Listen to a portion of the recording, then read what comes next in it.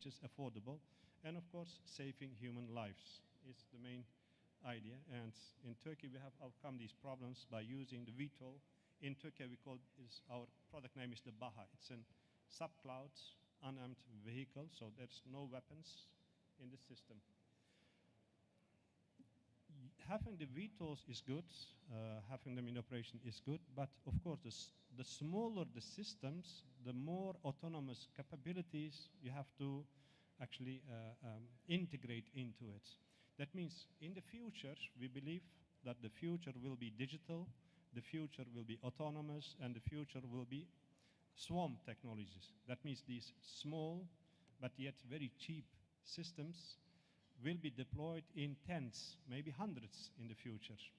And operating them one by one by operator consoles will become impossible. They are small, they are fast, and they are easily deployed. So we need a mechanism that makes them talk to each other, like we talk, like I talk to you now. So these systems, these autonomous systems, they have to talk among themselves without interference of human beings. And basically, this is the big challenge.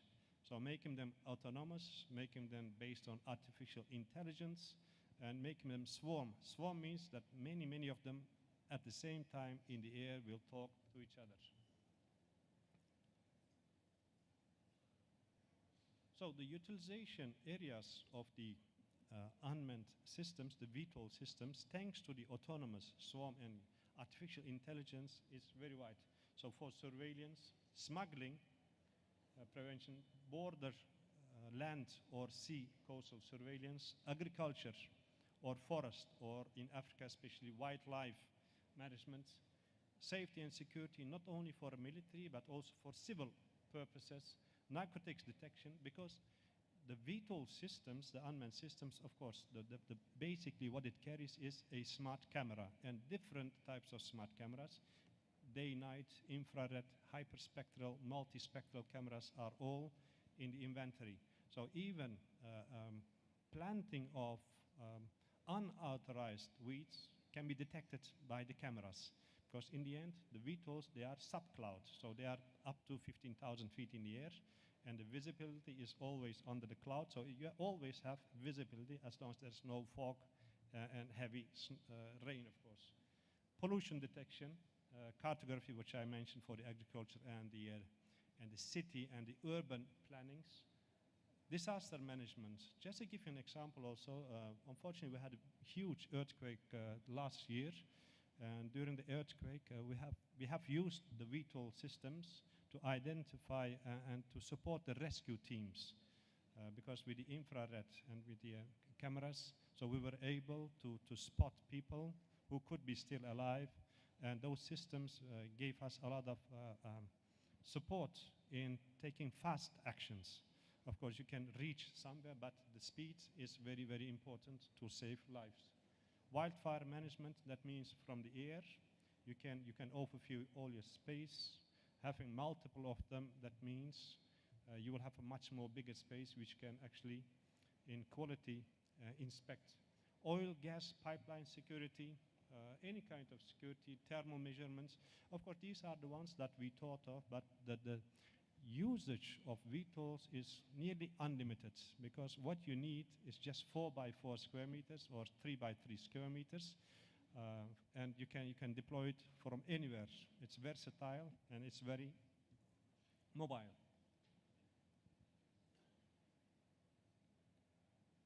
I'm trying to switch. Yes. So the system that we have, it's usually, most of the VTOLs are like that. It's like 30 kg together with the payload. The payload is the camera. The camera has different types of cameras, so quality cameras, and 4 meter span, 5 kg payload. So the distance that you can reach with the VTOLs, usually 50 kilometer, 80, you can increase it to 100 or more than 100 kilometer by means of repeaters.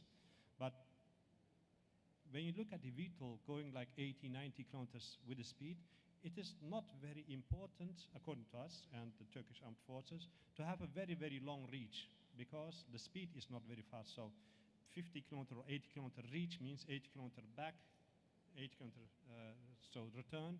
So the diameter makes like 160 kilometers.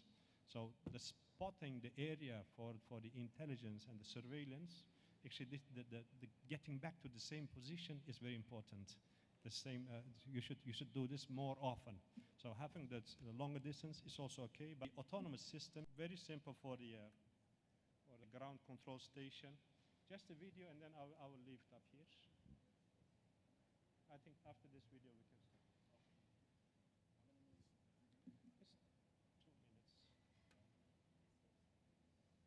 Just 2 minutes.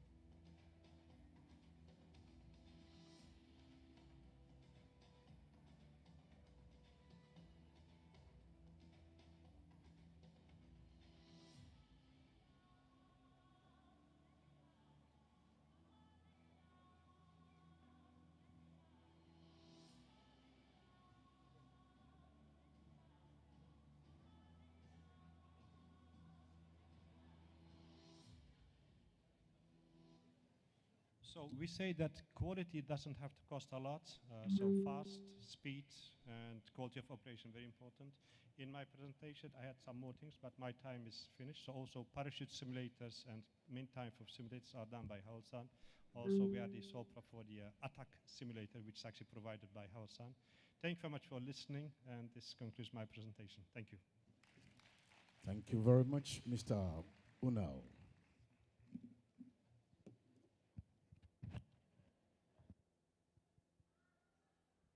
Distinguished guests, ladies and gentlemen, it is now time for panel discussion on the insights from regional and international air forces.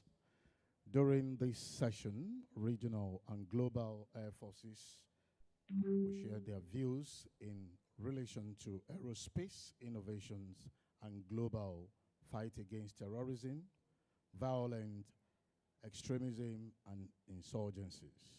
The role of strategic partnership.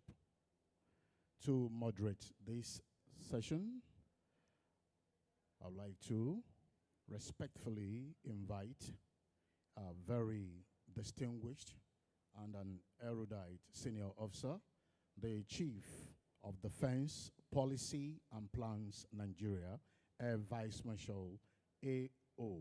Adole. Please, let's appreciate him as he comes up to the stage.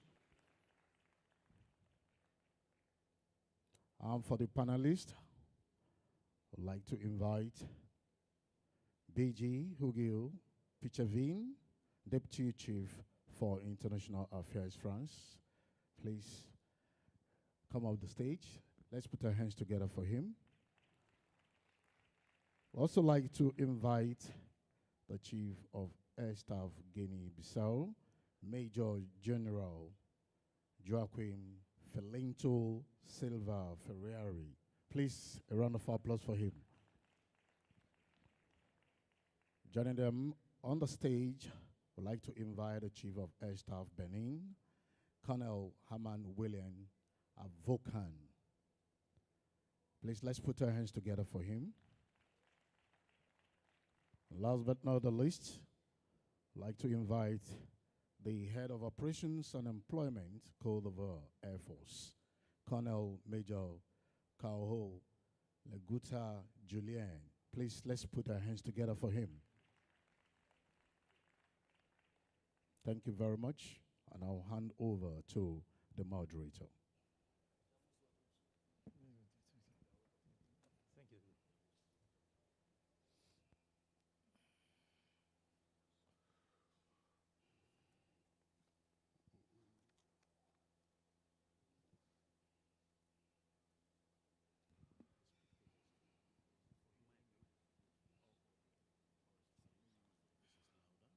parle. Pas dans le micro, mais pas.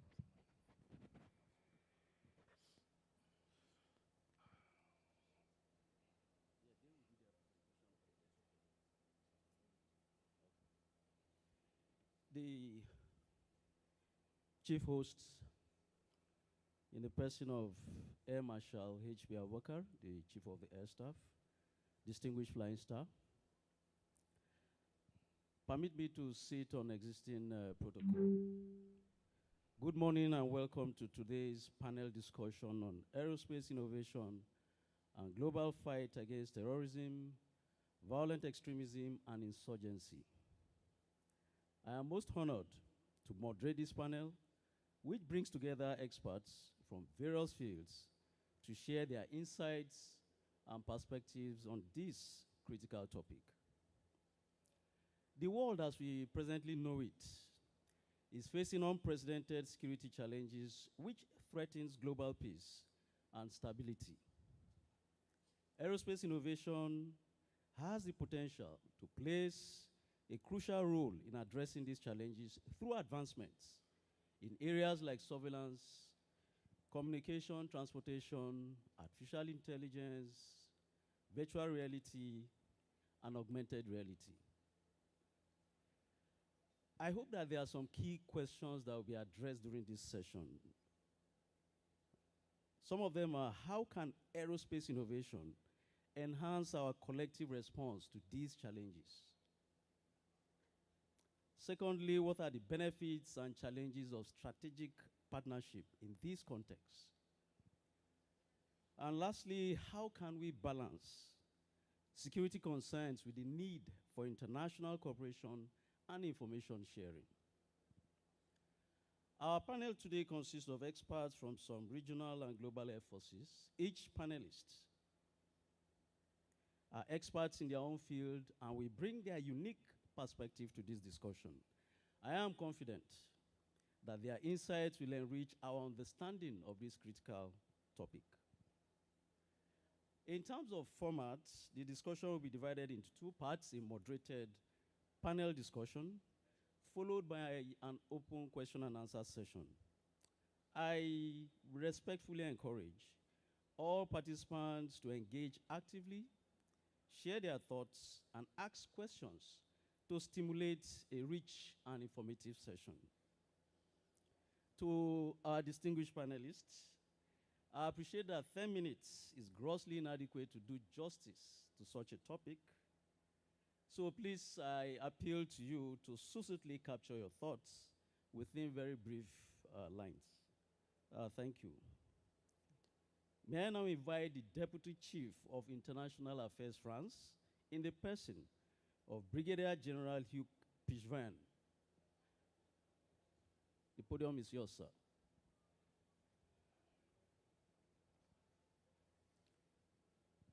I'll remind you when it's 8 minutes, sir.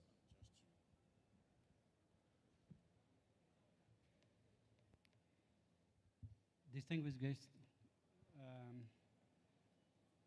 it's an honor and a pleasure to be part of this panel today and to share from some ideas and challenges the French and Space Forces is on the French and Space Forces perspective.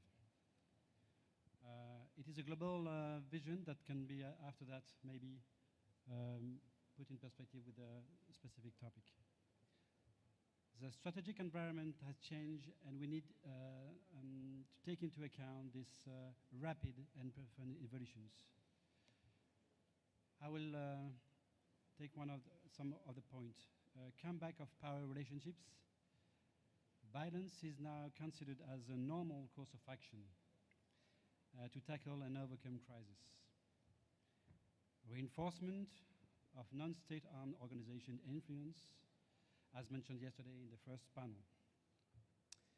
Persistence of territorial contestations, massive rearmament all over the world, including African countries, rise of hybridity. The operational environment changes urge French armed forces to adapt themselves and the way to counter cooperation in joint and combined approaches. France and Space Forces is rapidly and permanently moving forward to face these new challenges. I will underline some of them. So the comeback of high-intensity... Sorry? So the comeback of high-intensity conflicts in parallel with asymmetric conflicts, and also the persistence of terrorism. Technology's evolutions are revolutions. Think about cyber, space use, and artificial intelligence. After many years of far mass reduction, men of Europe is required again. Simultaneously, needs of low cost, but also high technology equipments. The ability for non-state organization to access low cost but effective equipments. We will talk a lot about drones, for example. The crucial needs of air defense and GBAD multi-layers capacities. Elongation of potential areas of operation or theater. And finally, resilience. So keeping in mind the French Air Force's specificities mainly about the nuclear deterrence capacities, a worldwide air force due to her missions, French overseas territories, a lot of partnerships all over the world, and her will to be able to operate by her own, but also and mainly in coalition. I will underline some challenges to tackle the points previously described. Air sovereignty, protection of boundaries is one of the main missions of all air forces. Permanent missions, but also protection of specialist events. For France, for example, we have to protect this summer the Olympic Games in Paris. But we need to adapt to face the new threats. It comes from air assets, from radar to combat aircraft, air defense systems to cope with threats from small drones to ballistic missiles. Geography, allegations, and mobility. In spite of a new aircraft like F-400 and MRTT in the French Air and Space Force, we need to deploy faster and lighter.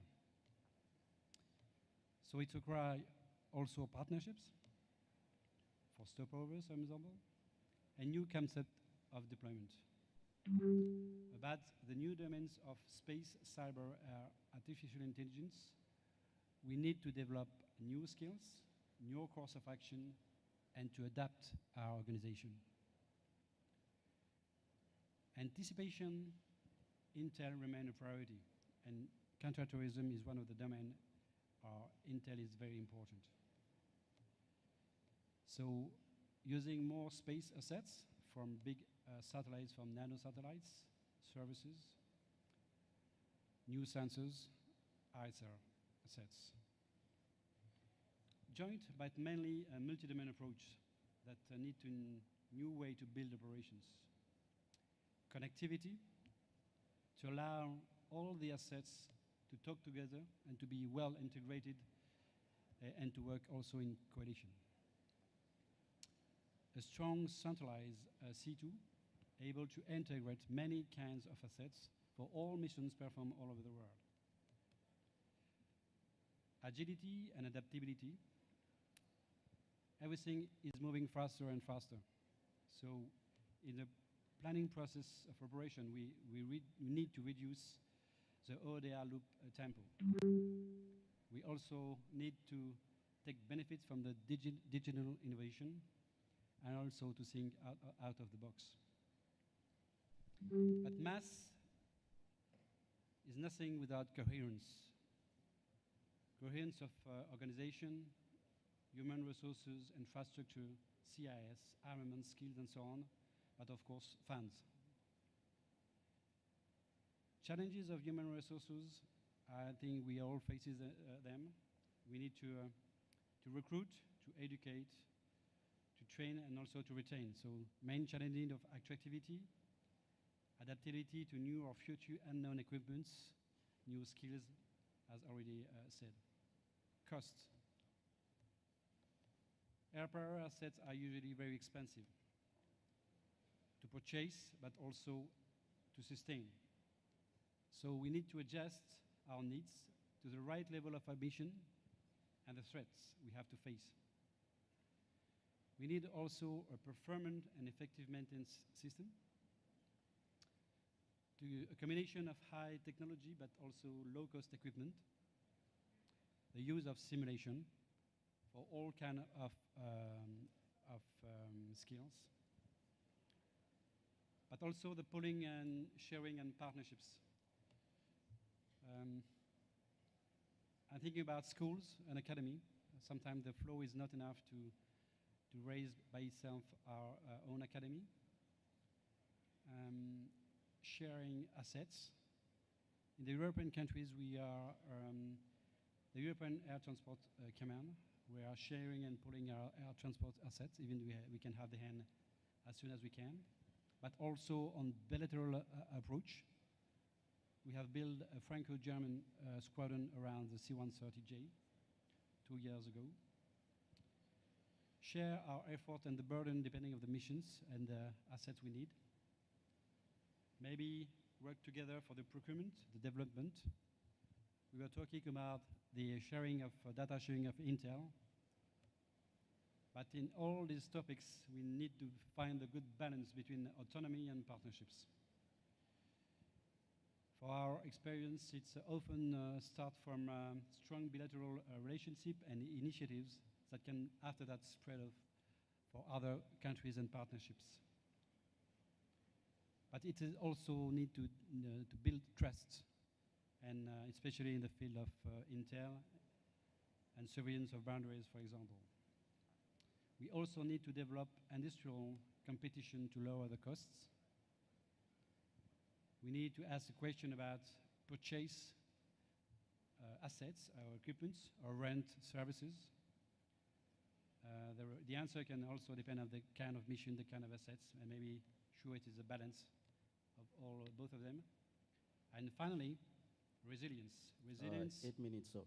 Resilience is necessary for the assets, the munitions, but also for the mindset of our airmen. So it is, we need to prepare to adapt the organization, to strengthen our logistic schemes, and to work and strengthen the industry's partnerships. That is my end of presentation. Thank you.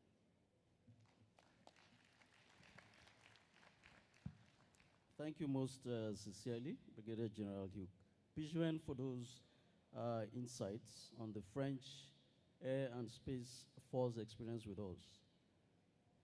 Especially the point you mentioned about the need to fashion our air forces in line with the threats we face, considering how expensive and exorbitant the cost of modern air platforms are. This time, I would like to invite the Chief of the Air Staff, Guinea-Bissau, Major General Joaquim Filinto Silva Ferreira.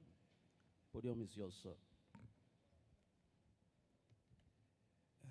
Good morning. I'm Major General Ferreira from Guinea-Bissau. I'll present my speech in Portuguese. Well, I can try in English. It depends on you. Sir, if you agree with me, we already studied all kind of definition about this issue. Even some people are trying to explain if we can talk before the terrorism, if we have to pass through the extremism, who comes first?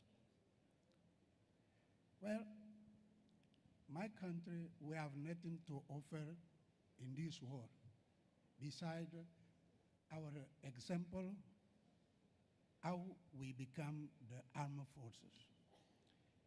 Until '94, I thought that we were making trouble in my country and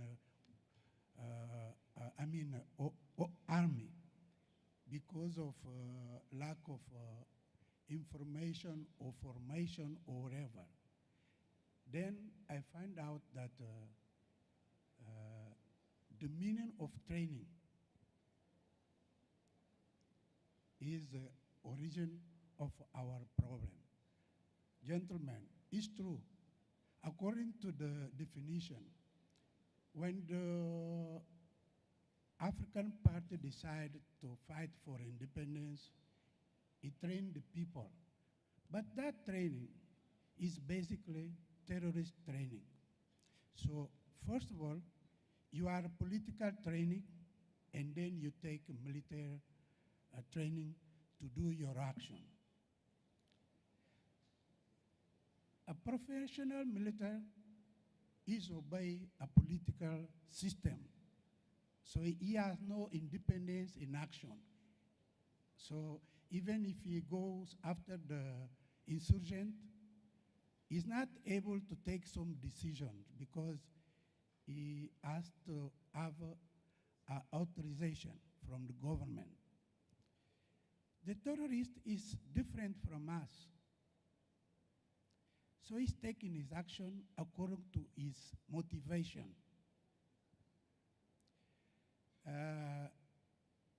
We fought Portuguese during 11 years.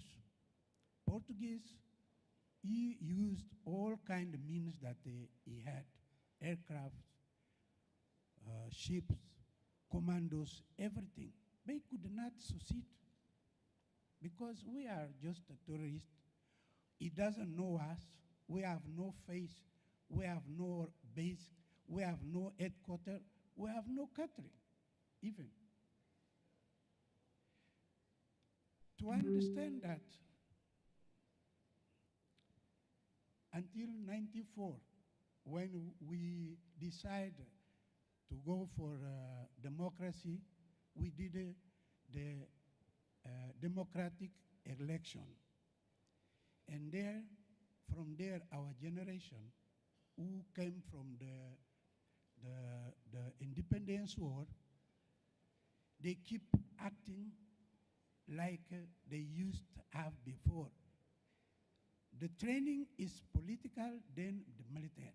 Ever since that I understand that this thing is wrong, I'll go change the government because I'm independent as a military. I'm not professional. My contribution is to ask everybody, maybe it's a time to find the definition. Is terrorism political issue or is a military issue? That is a big question because me and my country, even if I have information, I can't deploy people there without authorization from the boss. So by the time I'm getting ready, terrorist is already there. So he always front of us. We have to change this. Maybe to be more present in the place where they recruit the people. Because they don't go recruit people like me. You have to have one feeling, one thing that makes you against somebody or some system so they can recruit you.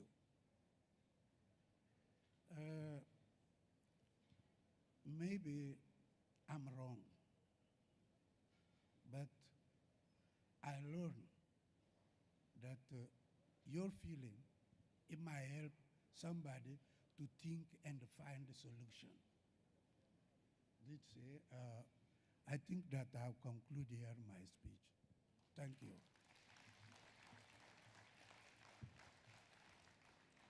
Thank you most sincerely, sir. We appreciate your insight from the regional perspective.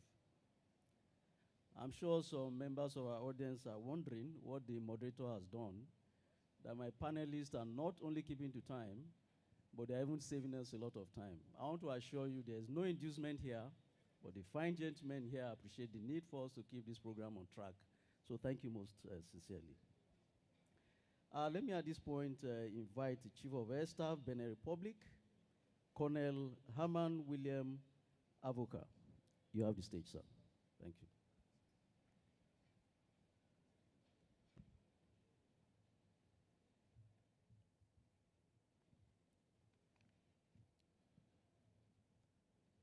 Je vais parler en français, malheureusement. To be more precise, I will speak in French. Honorables invités,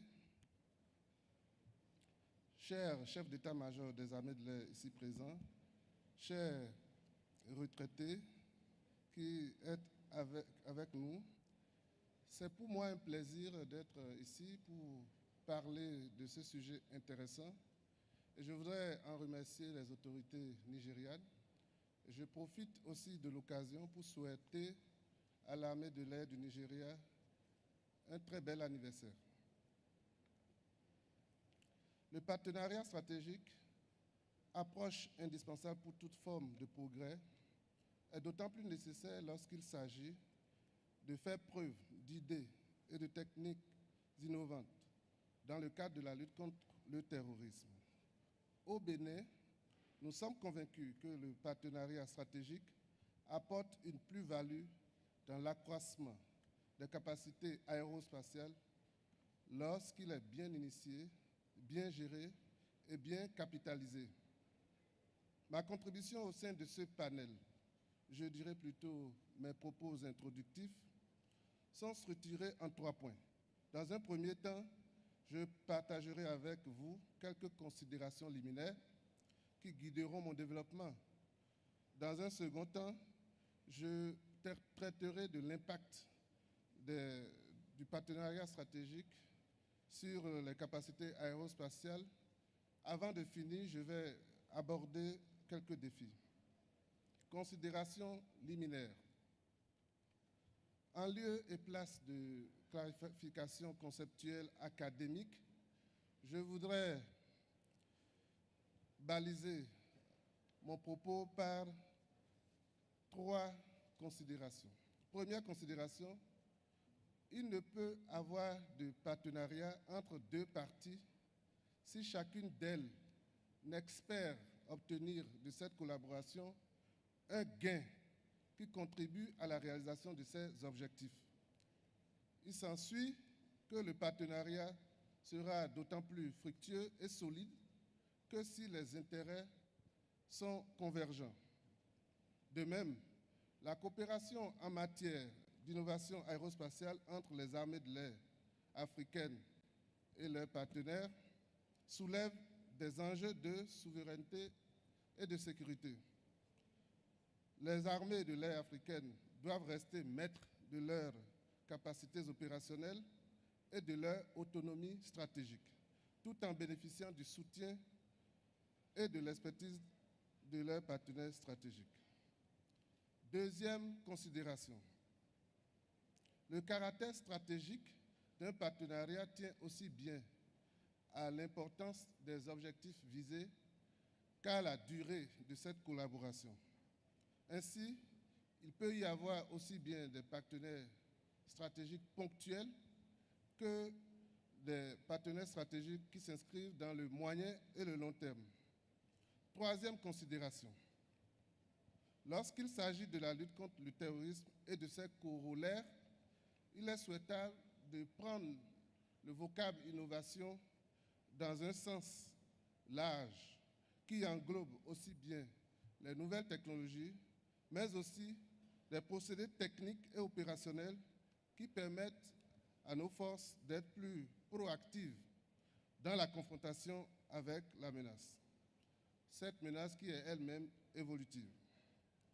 En prenant en compte donc ces 3 considérations, on peut dire que les partenaires stratégiques dans la lutte contre les menaces dont nous parlons peuvent être les pays frontaliers, notamment les armées de l'air, Ils peuvent être des États ayant une avancée technologique.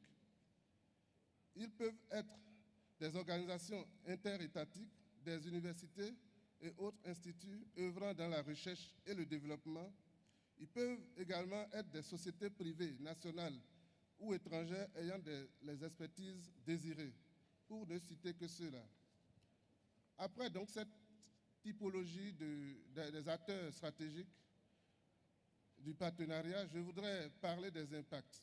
Distingués participants. La lutte contre le terrorisme est certes une action globale et multisectorielle. Cependant, elle ne peut être couronnée de succès que si les forces aérospatiales jouent leur rôle. En effet, la contribution de l'armée de l'air tient une place importante dans toutes les phases de l'engagement militaire, allant des fonctions anticipatives jusqu'à la fin de l'action coercitive.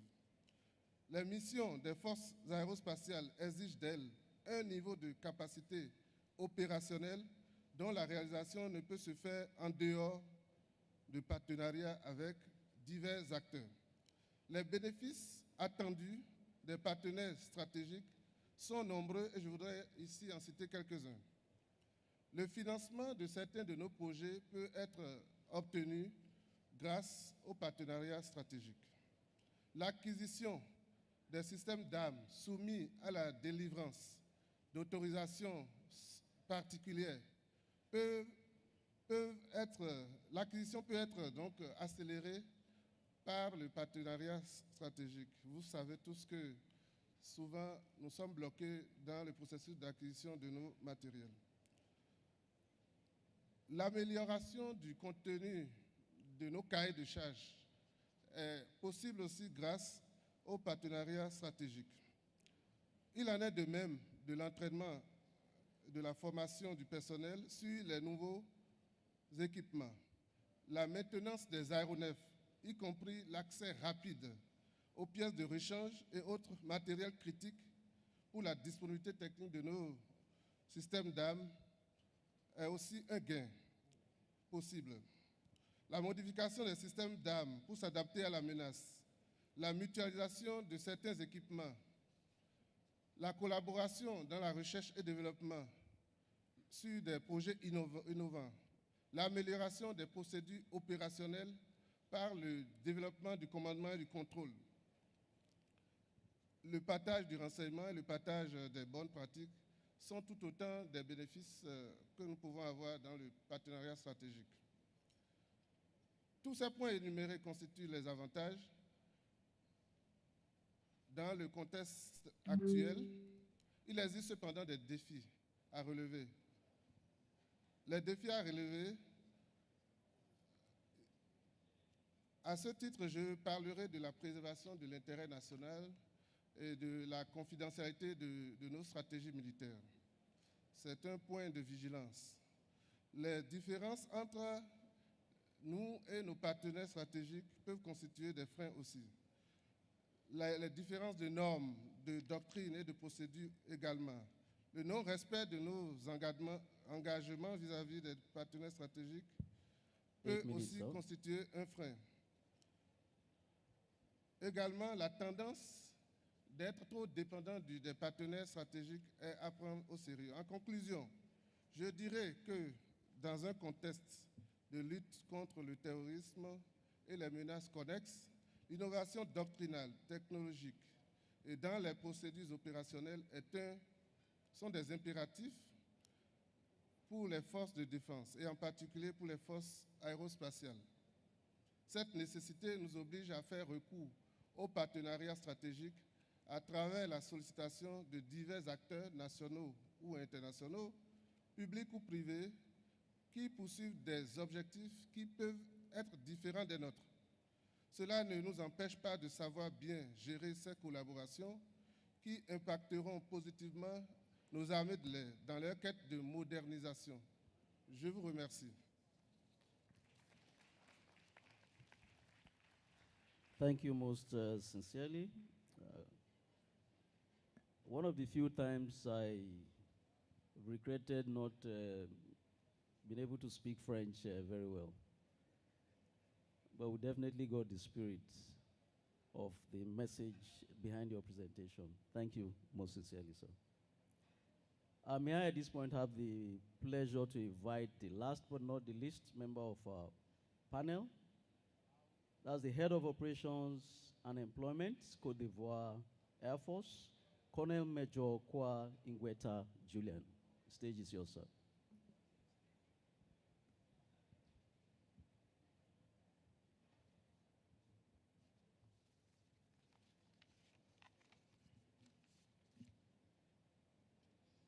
Good morning, sir. Sorry, I speak in French. Air Marshal Hassan Bala Boubacar, chef d'état-major de l'armée de l'air du Nigeria. Distingué invité, chers retraités, je suis le colonel-major Kwao, commandant la base aérienne de Bouaké.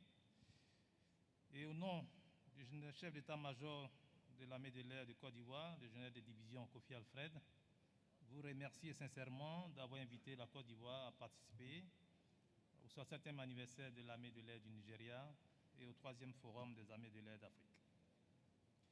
En effet, l'importance de la troisième dimension dans le spectre des réponses aux menaces sécuritaires traditionnelles ou conventionnelles n'est plus à démontrer.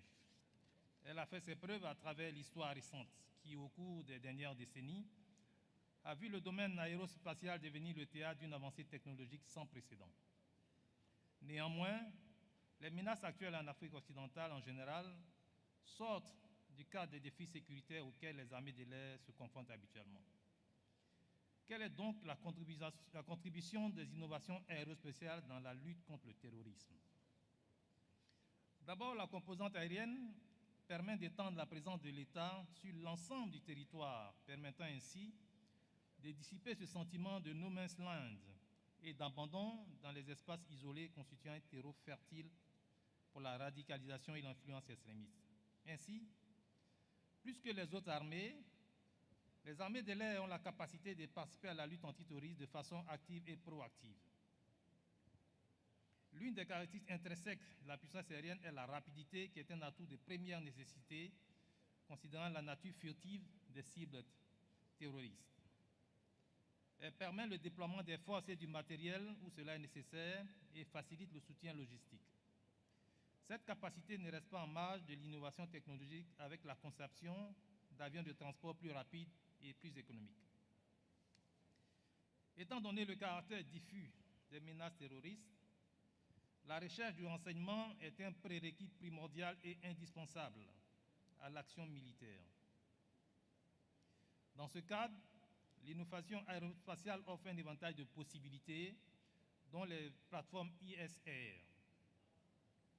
Leur capacité à recueillir du renseignement sur les espaces urbains et les terrains inhabités se voit boostée par la mise au point des capteurs de plus en plus performants, allant de la transmission vidéo à haute résolution jusqu'à l'interception des communications téléphoniques. Les plateformes aériennes et spatiales non seulement permettent d'observer les terroristes, mais aussi le monitoring et la dissémination des informations en temps réel sur le mouvement des populations se trouvant à proximité des terroristes, diminuant ainsi considérablement le risque des dommages collatéraux et assurant la légalité de la réponse militaire. La mise au point des drones d'observation et de combat permet une combinaison de la capacité ISR et de la puissance de feu, permettant ainsi une réponse dans les instants consécutifs à l'observation d'une activité terroriste. Cette capacité est une importance capitale au vu de la nature furtive de la menace terroriste. La capacité de feu de la composante aérienne des armées connaît une amélioration en termes de précision grâce à l'utilisation des munitions de précision guidées, dont la capacité à minimiser des dommages collatéraux dans le contexte particulier de la menace terroriste où l'insurrection ou l'ennemi a la capacité de se mêler aux populations. Par ailleurs, la précision des frappes aériennes joue un rôle déterminant dans la protection des forces et l'appui aux opérations des forces terrestres.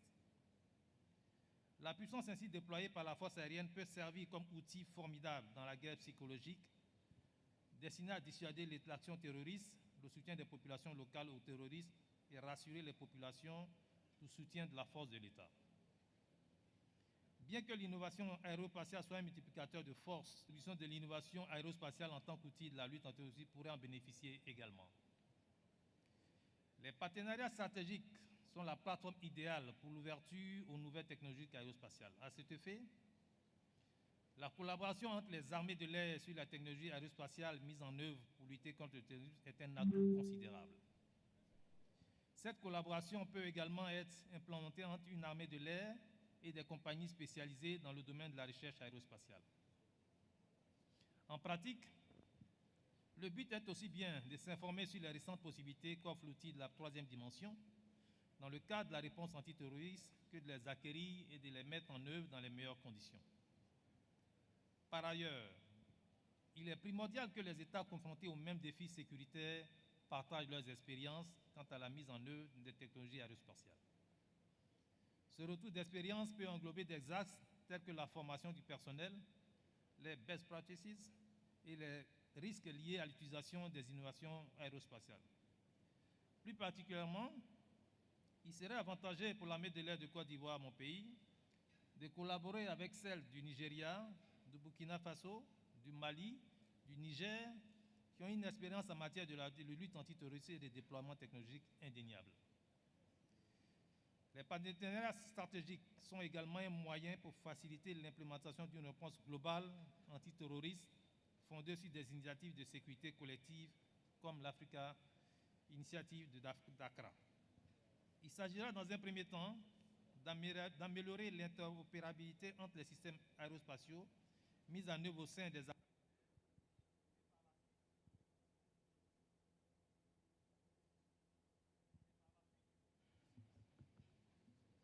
Il s'agira dans un premier temps d'améliorer l'interopérabilité entre les systèmes aérospatiaux mis en œuvre au sein des armées de l'air et par la suite de mettre en commun les efforts par la condition d'opérations multinationales. Ces opérations permettront la mise en œuvre commune des techniques aérospatiales dans la lutte contre le terrorisme. Je vous remercie de votre aimable attention. Thank you most sincerely for those insightful thoughts. Once again, in French language. Permit me, I'm feeling like this is a setup deliberately to expose my inadequacies. I'm glad the Chief of Air Staff was held up on his way here, or else you'd have been wondering, what did this officer use the various opportunity that the Nigerian Air Force offered him to learn French language in the junior course and senior course? We are here talking about strategic partnership, and for us, Nigeria, our strategic partners, our immediate partners, are Francophone countries. So that drives home the need for us to take our proficiency in French language very, very seriously. Once again, can we put our hands together for our distinguished panelists for their insights? We'll now move to the question and answer session. I would start with our international partners and visitors. Please, if you have any questions, comments, and contribution, just indicate by raising your hands up, and then the microphone will be brought to you. Questions, comments, and observation, please.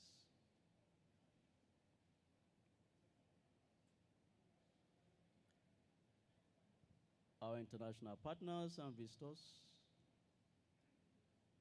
Okay, no hands. I will now move on to our most revered retired senior officers, who we have gleaned so much from within this number of years. Are there any questions, comments, and observations from our retired senior officers? We'll take them at this moment.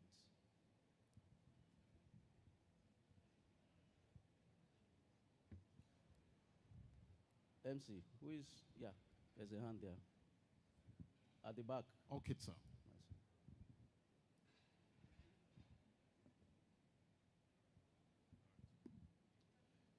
The Chief of Air Staff, Service Chiefs here, Senior Officers Sergeant and retired. I don't want to be the only person talking in this conference. But the truth has to be told. Whatever we are doing, we have to be very honest about it. Whatever it is we're doing, we have to put whatever we're doing in proper perspectives.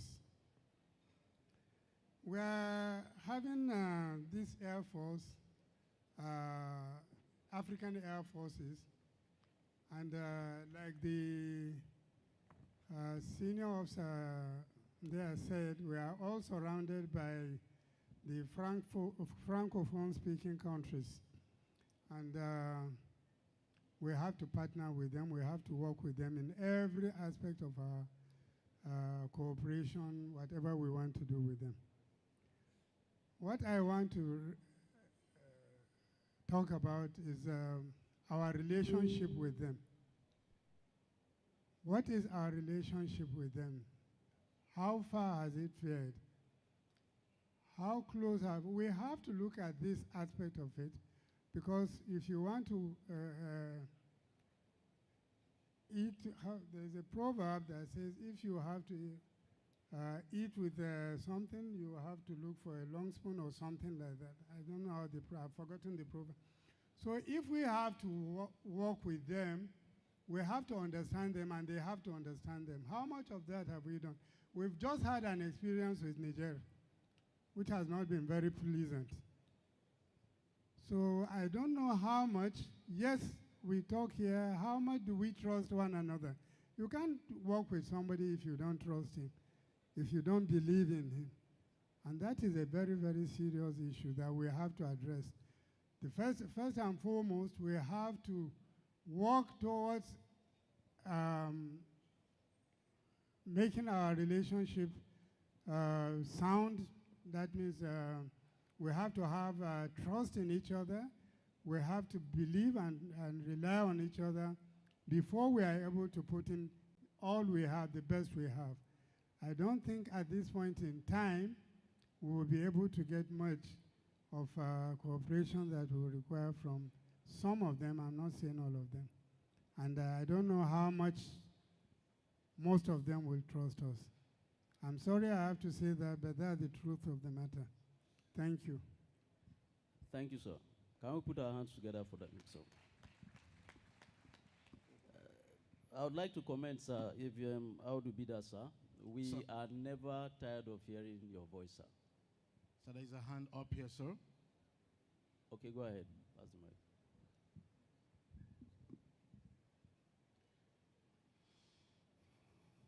Very distinguished audience. Once again, Air Vice Marshal Eke retired.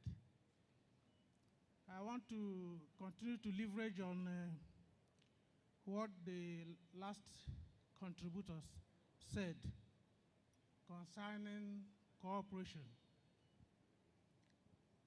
I know very well that the Association of Southeast Asian Nations, just like we have African Union, I know that they have so much cooperation, and they have this motto that says, prosper thy neighbor.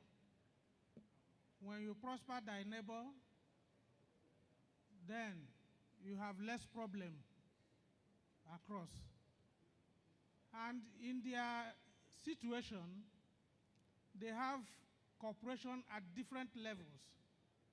So yes, we may have cooperation at this level, at Air Force chiefs level, but there needs to be more cooperation, especially at the national levels, because it has to come down from the national level.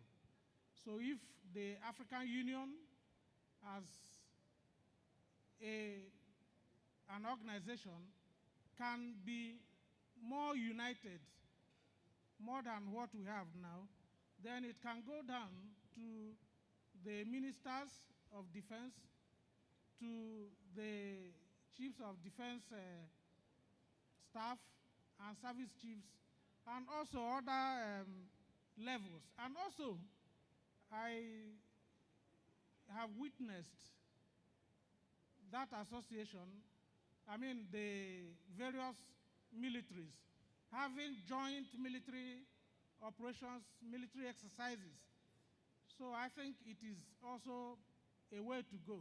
How many exercises have we had in Africa as a whole, or even in West Africa? So we need to put all this into perspective. Thank you. Thank you very much, sir. Round of applause to him, sir. Thank you, sir.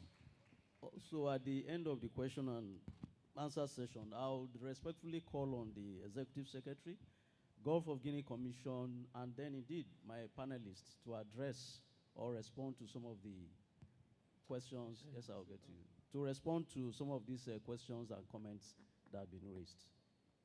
Bring the mic here.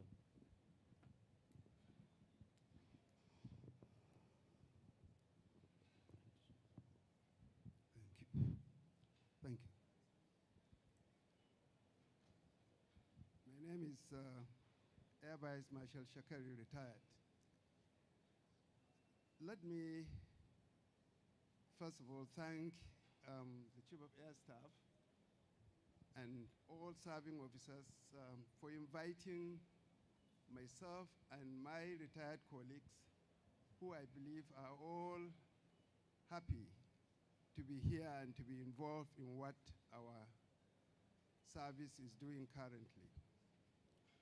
Going back memory lane, one can say that years back, the battle was more on keeping Nigeria one.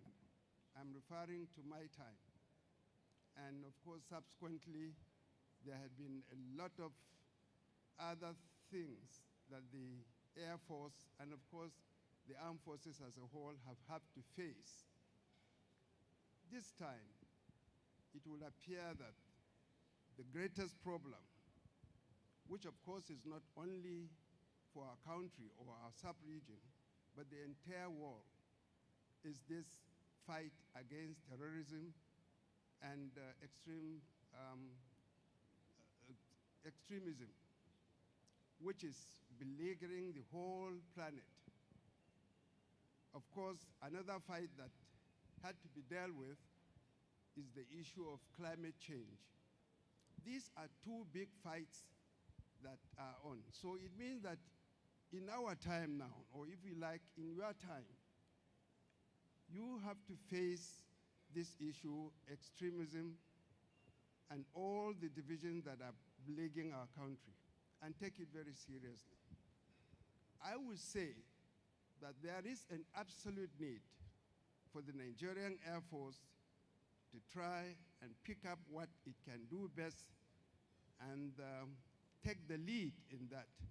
Hopefully, our other sister service, like the Navy, the Army, will also follow suit in whatever they can do to fill up the gap. But there is definitely a need that at this time, the Air Force needs to concentrate and pick up something, because that is the fight that we are facing, and which of course is the fight for the whole world, extremism and of course climate change.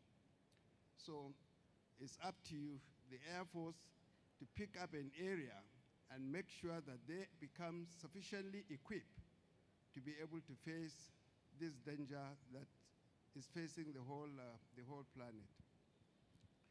I would also like to thank all of you, I think I said so at the beginning, for inviting us. There is no doubt that as a retired officer, whenever you have an opportunity of looking back, and especially when you have spent a good part of your active life in service, whether it's 20 or 30 years, even just 20 years, or even just more than 10 years, as long as that has been part of your active life, you will find that from time to time, all your thoughts, all your reflection falls back on what you have been. And so we do feel we feel a strong sense of belonging when we continually find that we cannot do without reflecting on what our service life has been. It is something that goes on and on and on. And so I would say to those of you who are still in uniform, just know that that moment will come when you will get this reflection that I'm talking about. So I'm just emphasizing here the fact that we are all happy to be reunited with the service. And this happened from time to time. We deeply appreciate it. Well, I believe I've spoken the mind of some of our colleagues that are here in appreciating this kind gesture. And we'll continue to do our best to be part of your activity wherever we can. I know there are some very active among us, like my friend here, AVM Umaru, who is very, very active with the services. So there are people like that who have so much that they can contribute. But without making this unnecessarily long, I feel very serious on the need for the service to begin to look at area where it can make the most impact and become specialists in that. That way, others will follow suit. I wish the Nigerian Air Force all the very best. Thank you. Thank you most sincerely, sir, especially for the angle on the effect of climate change and the need for us to focus as a service on our critical core capabilities. Thank you, sir. Yes. Who is with the mic?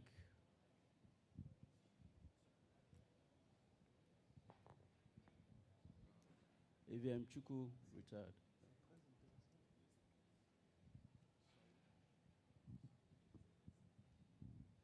Thank you very much, moderator. The Chief of the Air Staff, sir, very senior officers. I just want to ask a question. Sometime in 2015, I was fortunate to represent the Chief of the Air Staff then in an African Air Chiefs Conference where I remember that a number of resolutions, beautiful resolutions, were taken. I can't remember them exactly, but I know they bordered on how to relax certain restrictions within the Air Forces. The resolutions were taken whereby if you are, for example, an Air Force aeroplane from let's say Cote d'Ivoire, and then you are flying to Ghana and so on. What are those certain restrictions that apply internationally that we could waive, or that we could kind of relax, so that we could operate more friendly? It's not that as soon as for example, when we were operating in the West African region, we had situations where Nigerian aircraft would, ECOMOG aircraft within Nigeria would land in another country within the ECOWAS coalition, and they are impounded and detained for. So I don't know if that resolution in 2016, I am trying to see if there's anybody in operations who can remind us, what have we done? Because that is where the cooperation should start from. Flying from point A to B, how can we help ourselves and fly more less friction-free? Thank you very much, sir. I would like to crave your indulgence at this time because of lack of time. I'll just move over to the general house. If you can just take 2 questions from there. Bring the mic this way, this gentleman here.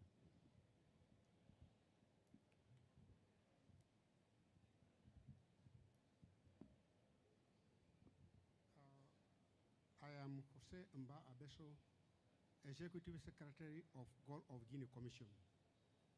I want to point something. When you cooperate to somebody, he has not to be a better person for you. Cooperation exists because we have common threat. That is, if you remember, Code of Conduct of Yaoundé, they split Gulf of Guinea in some section. That is mean Zone A, we have Angola, both Congo, but the center of coordination and vigilance is in Angola. And Zone D has Gabon, Equatorial Guinea, Cameroon, and Sao Tome. The center is in Cameroon. And Zone E has Nigeria, Benin, and Togo. The center is in Benin. But why I should not go to Benin and stay only in Nigeria? Because nowadays, Benin is not member of Gulf of Guinea Commission. There are many West African countries that are not member, only two, Nigeria and Ghana. That is make me many difficulty to go and organize this country. I back it by IMO, that is International Maritime Organization, for supply equipment and help for these people. We have, sea don't have a border that you can check that this is Nigeria and this is Equatorial Guinea. This is Nigeria, this is Sao Tome. This is Nigeria, this is Benin. We have common threat. We have to work together. We have to forbid our mismanagement and so on and confusion. We have to stand as a border, we are border, and work together to face common threat. Thank you very much. Round of applause for him, sir. Thank you very much, sir, for shedding more light on the already existing framework for strategic partnership within our region. Thank you, sir. We'll take one from the French perspective. Thank you very much. I'm Lieutenant Colonel Moussa from Senegal, representing Senegal Air Force here. I will take my French to ask my partner, my older partner, French and Guinée-Bissau Chief Air Force. Je voulais tout d'abord vous remercier pour ce que vous venez de nous... Je voudrais vous remercier d'abord par rapport aux différents exposés que vous venez de faire. Je voulais avoir une contribution, avant même de commencer par la contribution, je voulais remercier le Nigeria de nous avoir invités à ce forum et aussi de les féliciter pour les 60 ans de l'armée de l'air nigériane.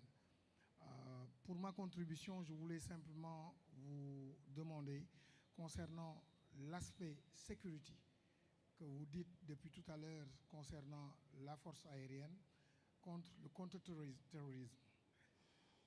Maintenant, je voulais savoir par rapport à cette réponse sécuritaire, il y a une autre réponse, une réponse beaucoup plus globale pour les populations, c'est-à-dire quel apport la force aérienne peut apporter aux populations, c'est-à-dire pour une réponse plus globale contre le terrorisme, contre l'ensemble des aspects des insurgés et contre le terrorisme. C'était ma contribution. Thank you very much for all. Thank you very much, sir. Would you like to respond? Yes. Would you like to respond? I think I can. Bon, Merci beaucoup, mon colonel. Je pense que, en dehors des actions militaires, l'armée de l'air, les armées de l'air peuvent agir sur les autres, je dirais, domaines qui contribuent à la lutte contre le terrorisme dans l'approche globale. Par exemple, au Bénin, en dehors de l'armée de l'air, il n'y a pas d'autres structures capables d'offrir les services aériens dans certaines conditions. Les compagnies civiles n'arrivent pas à tout faire à cause de leurs restrictions. Et je crois que dans ce domaine, les armées de l'air peuvent participer au développement de toutes les façons possibles en mettant à disposition leurs aéronefs. Je ne voudrais pas détailler à cause du temps, mais après on pourra en parler. Je sais que l'armée de l'air du Sénégal aussi fait beaucoup de choses dans la lutte contre le sous-développement. Si vous me permettez, Yes. Je voudrais réagir par rapport à toutes les contributions et dire que je fais mienne toutes ces préoccupations, et parlant surtout de la confiance, le problème de confiance soulevé par l'ancien, je voudrais dire qu'elle existe vraiment. Elle existe vraiment, mais je pense qu'il faut être optimiste, parce que lorsque vous partagez une frontière, vous êtes condamné à coopérer. Je ne sais pas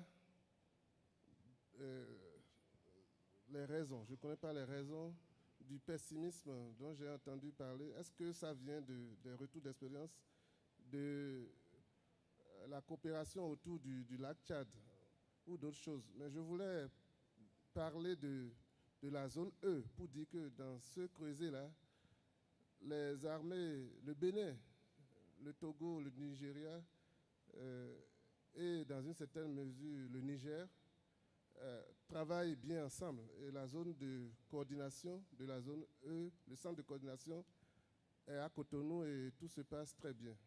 Et dans un passé peut-être relativement lointain, on a eu à faire beaucoup de choses avec le Nigeria pour la surveillance maritime notamment.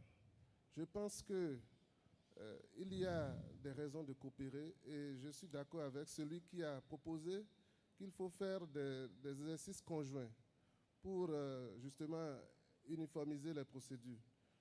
C'est un défi que j'ai souligné tout à l'heure quand je faisais ma présentation. Merci beaucoup. Thank you very much for that contribution. Gentlemen, because of lack of time, otherwise I would have translated everything he said word for word. For the benefit of those of you that do not understand French. I'll just take one last contribution because we are running out of time. From the... Okay, sir.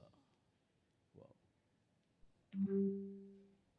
So I'll just take one from our revered retired senior officers, and thereafter, permit me. Look at now, look at now. Then you would please permit me to take just one from my colleagues before we now draw a close to this session. Thank you. Good afternoon, everybody. Senior officers, my name is Vice Marshal Sonny, very retired. My own contribution is more like a critique. I don't know if we have time for workshop, but I think it's important. The last two contributors, for those of us who understand French, they made very important contribution in their presentation. And I do know that at the time I left the Air Force in 2009, we had a couple of French interpreters in the Air Force. I think for a seminar like this, our local organizers, they have a duty to find out from the invited guests what they will need during their presentations. I think it will have been very helpful to them if we were able to provide interpreters for them. As it is, a lot of us, for those of you who don't understand French, gained nothing practically from their presentation.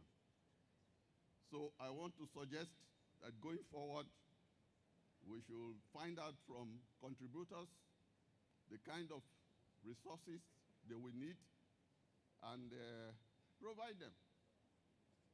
And that is that. The theme of this conference is on partnership.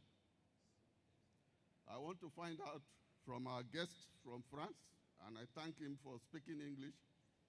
I want to find out from him what he thinks is responsible for what will appear to be a breakdown in partnership between France and Africa at a time we are campaigning for increased partnership. Thank you very much. Thank you very much, sir. Just for the awareness of all, sir, the organizers actually provided this interpreting machine, sir. So there are translators behind. For those who are using it, everything that has been said was translated into French. Just that mine was not working, and that's why I didn't use it. I've just been told I will run out of time. Just a final response or contribution from the Deputy Chief of International Affairs, France, just to close this session. Thank you, sir. Thank you, sir. Thank you for all the questions. First, about the last question about the links and the relationship for France and Africa. I will not go deeper because it is necessary political issues. But we are talking about trust. It takes time. There is many changes in political level, influence of different countries, hybridity, counterterrorism. So things are changing. So I don't go into the details of this evolution. But to add the comment of our colleague of Benin and about the question of trust, of boundaries, and the difficulties to work together. I was talking about my presentation, the fact that for my own experience in Europe and with other partnerships everywhere else, it is often a bottom-up approach that builds a larger cooperation deliveries issues. So, of course, we are military. There is political issues between countries, but as military, we have to give and to provide tools for our political level. And between Air Force to Air Force, we can build trust about interoperability, exercises, trust between our chief, during meeting, this kind of meeting, between airmen during exercise, because when people are knowing each other young, they make the relationships is very important. I was talking with some of colleagues of Africa that we have diminished in France the number of cadets welcome in the Air Academy due to the restriction of the Air Force. Nowadays, we make an effort to reinforce the capability to train cadets, officers, but also NCOs, because trust starts very early. So I will rapidly finish that for me, the bottom-up approach on bilateral side, and after that you can spread off, but it given tools for political, and depending of the agreement at the political level, we do what the chief are saying to us to do. Thank you so much. Thank you most sincerely, sir. The chief host, distinguished ladies and gentlemen, I think my humble task here is done. I wish to most sincerely thank my panelists here for your contributions and insights, and then for the general floor for the questions and contribution. I'm sure if we had more time, there would have been more from the floor. Thank you, and have a lovely day. Thank you very much, sir. So please, before you take your leave, we would like to invite, please, the Chief of Policy and Plans to please make a presentation to speakers and the moderator.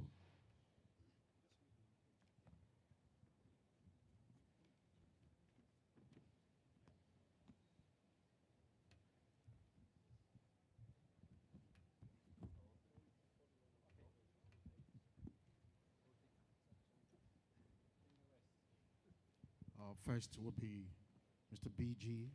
Boogie Pichumvi.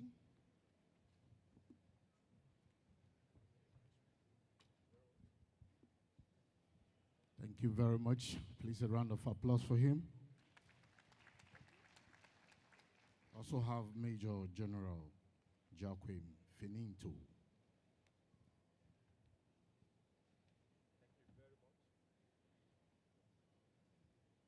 Please, let's put our hands together for him. Next is Colonel Haman William.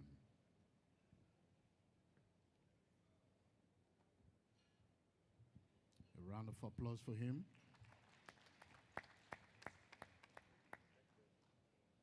Next is Colonel Major Kaoha Julian.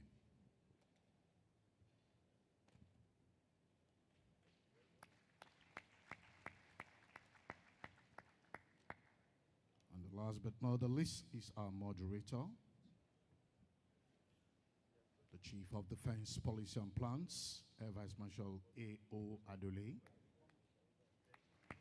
Please a round of applause for him. Thank you so much, sir. And let's appreciate the Chief of Policy and Plans. Thank you, sir. Thank you, sir. So,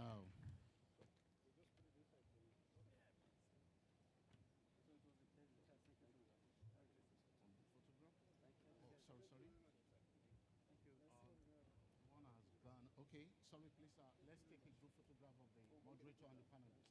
Please pose for a group photograph. Let's have a group photograph here.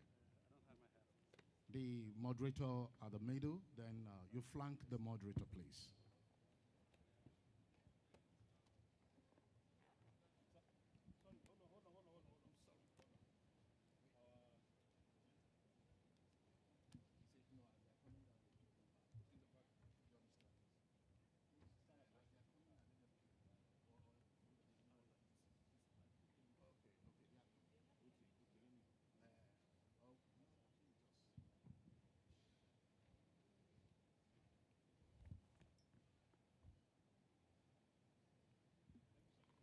Thank you very much, sir. Thank you. And without further delay, we'd like to have the sponsors videos by AAL Group and Starlight Aviation. Please, let's have this.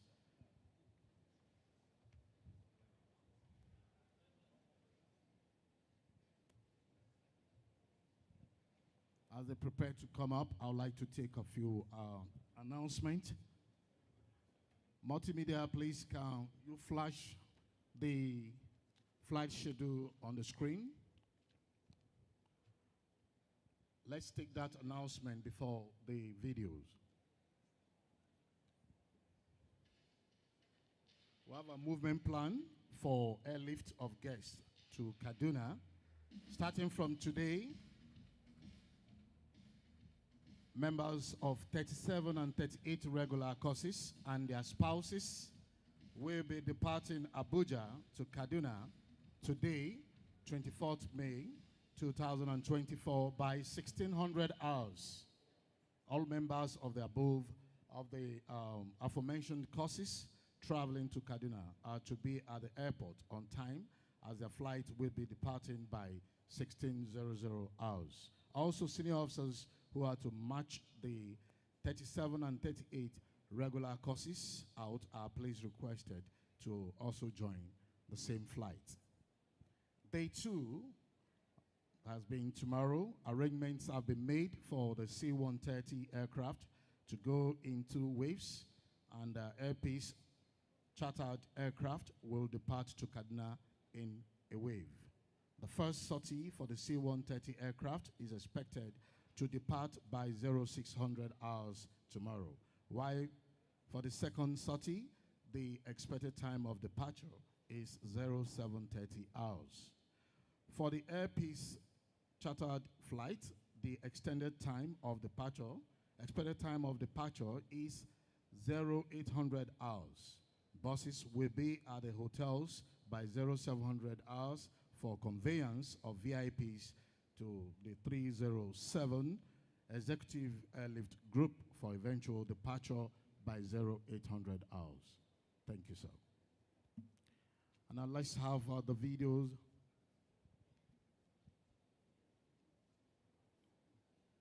The AAL Group.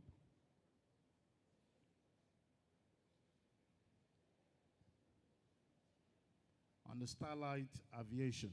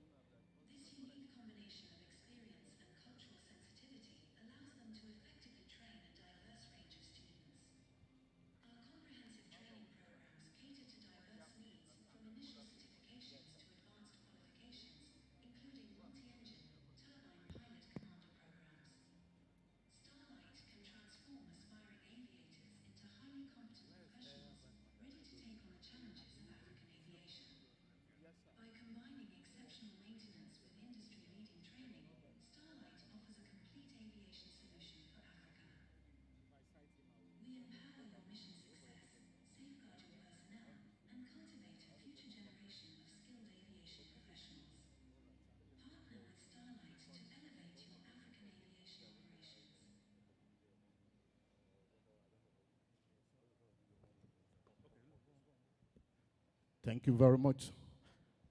It's now time, please. Let's put our hands together for the video of AL Group and Starlight Aviation. We'd like to move straight into the industry insight. With the following speaker being invited on stage, let's have Mr. Liu Jianjun, Director, African Department. Please, let's put our hands together for him. We'd also like to invite Mr. Rotimi Makojuola, Chief Operating Officer, Caverton.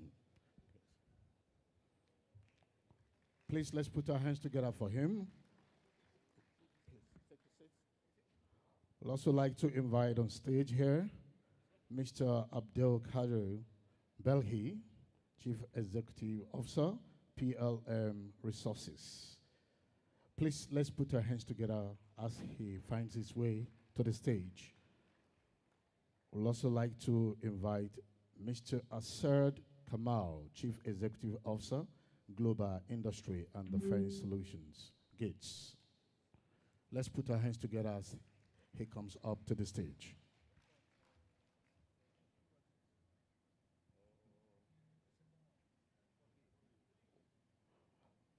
Sorry, we like to invite Mr. Chukwu Erika Achum, the Chief Executive Officer for VivaJets.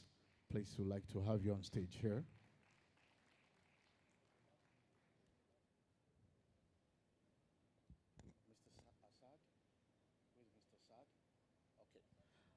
We'd like to have on stage here Mr. Asad Kamal. Mr. Asad Kamal.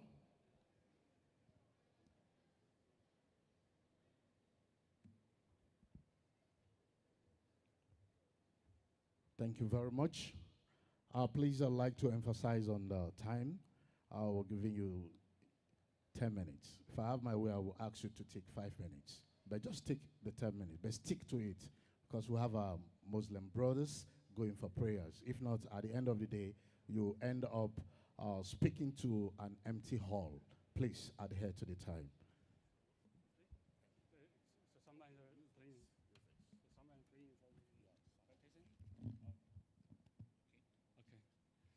Your Excellencies, distinguished guests, ladies and gentlemen, good afternoon. My name is Lu from China Electronics Technology Corporation, CETC. It's a great honor to address you today at this forum. And also, I'm very delighted to have this opportunity to share with you the overview of our company and our capabilities. Not there? This one? Oh, sorry. What's this?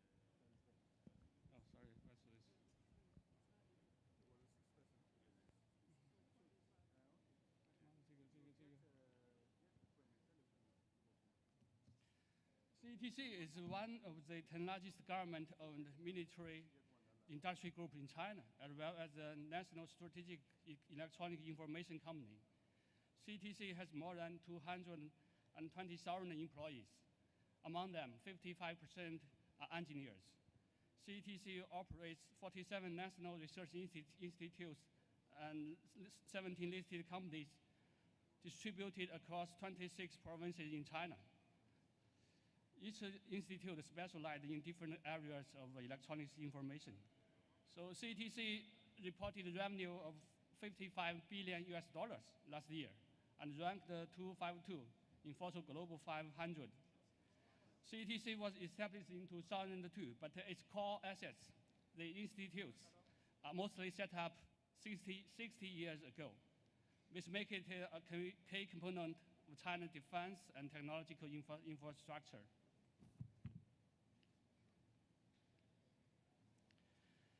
CETC operates numerous research institutes and laboratories across China. We manufacture and test our equipment and systems by our own facilities. CETC is technically self-dependent, able to provide all kinds of key components for all platforms covering land, sea, air, and space in China.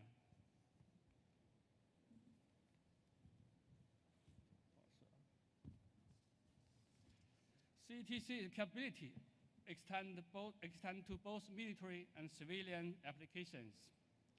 Over the years, CTC have been instrumental several national strategic initiatives in China. CTC is a key player in the Safe City initiatives, contributed to China's space program, including the development of satellite technology and support for manned space missions. CTC is one of the most important suppliers of Chinese PLA and devoted to meeting customer defense needs of land, air, sea, space, and electromagnetic space. At CTC, our extensive portfolio covers a wide range of domains. I would like to highlight several key areas like command and control, early warning and detection, communication and navigation, electronic warfare, UAV and anti-UAV, also cyber defense. CTC is renowned for its robust capabilities in the construction of C5I SR systems. It means command and control, communication, computer, cyber, intelligence, surveillance, and reconnaissance. CTC is a dominant C5I SR provider to Chinese PLA. Like for Air Force, we are providing maybe more than 50% of the kind of systems. Here is a structure of a typical air defense C4I system. It performs air defense operation command and control in wartime. It also performs air surveillance, air emergency rescue in peacetime. About the operation in China radar industry, CTC is arranging of China in radar industry. The first Chinese radar institute was established in 1948. It's belonging to CTC. CTC now supplies most advanced radar in China, the biggest and strongest radar institute in Asia. So we provide around 6,000 sets of radars, develop over 80% backbone early warning detection radars in China. CTC produces a wide range of military radar systems, including airborne, ground-based, naval, and space-based radars. These are used for applications such as air defense, anti-UAVs, missile guidance, air surveillance, and reconnaissance. CTC is capable to integrate radar system with other defense and civilian systems, ensuring comprehensive situation awareness of our customers.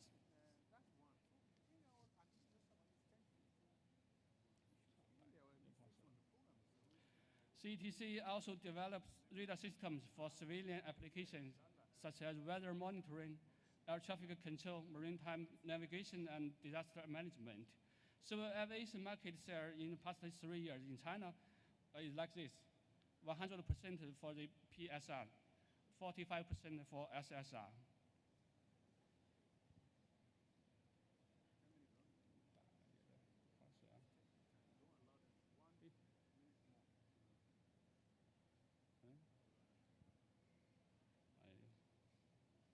CTC is the major supplier of electronic warfare system to the PLA, including communication EW, radar EW, and EO countermeasures. Our EW solutions offer robust protection against a wide spectrum of threats, enhancing the resilience of defense forces.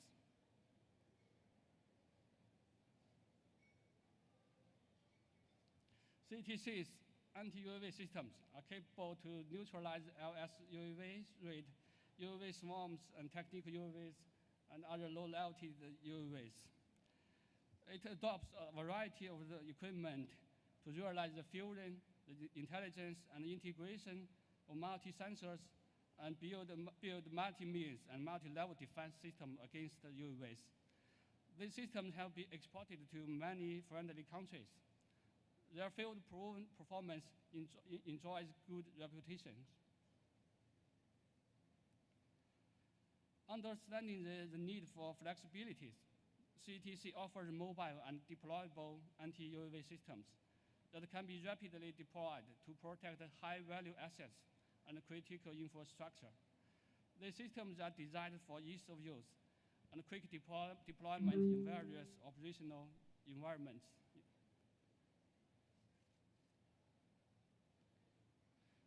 I also like to show you a 2-minute video to review the general profile of CTC.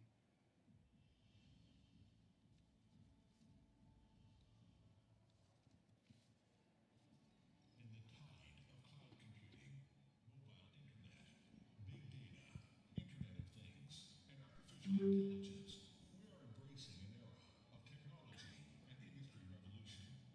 You have 1 minute to go. 1 minute to go.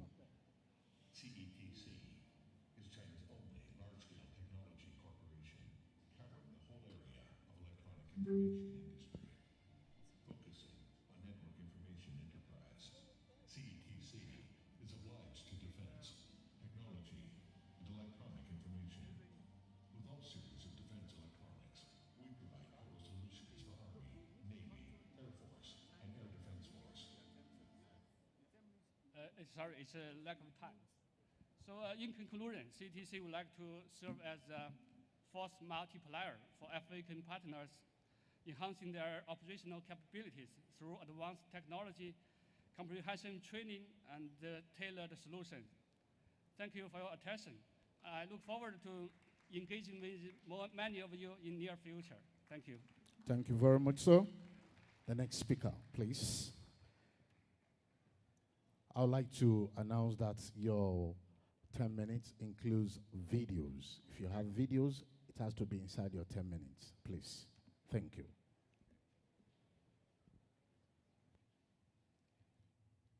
Afternoon, everyone.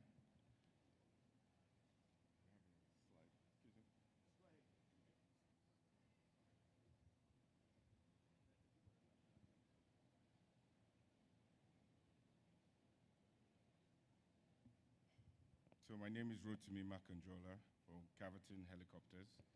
I have a small presentation on our operations and a short video once that comes up. No, it's not. No. For Caverton Helicopters. Yeah, but it's the wrong Caverton. Yes, they have. Caverton Vividus. Yeah, so come up now.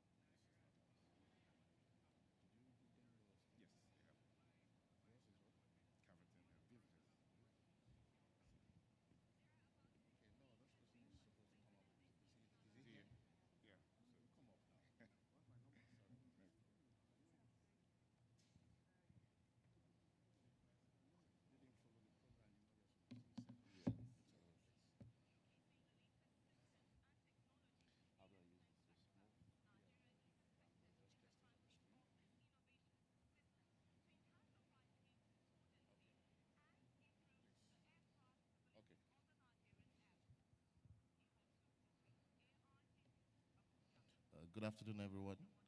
My name is Chukwuemeka Acho.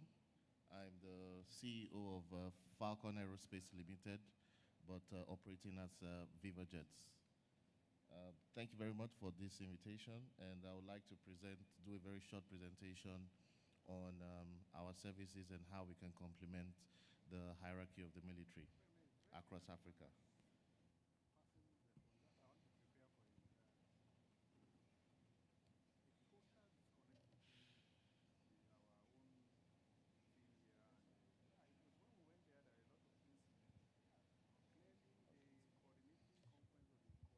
So Africa, as we know, is challenged with infrastructure. And this infrastructure ranges from insecurity, most importantly, geography, and also finance. Across Africa, we have seen growing security threats ranging from terrorism, piracy, insurgency, which of course are posing serious challenges across Africa. We all know that Africa is also limited heavily by finances. Many African nations lack the required capacity to finance traditional military forces. We also know that Africa is also challenged by the huge geographical terrain, and this has posed a huge challenge as well with business connectivity.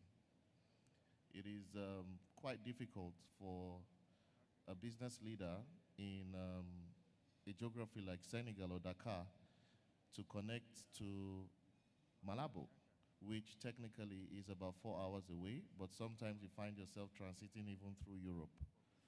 This is a major challenge, and we believe that part of our solutions, more or less, is enabling business connectivity in Africa. VivaJets is able to support African governments with support and training. We can also offer African governments with access to these remote areas via the means of business aviation. We can also support more or less executive VIP transport.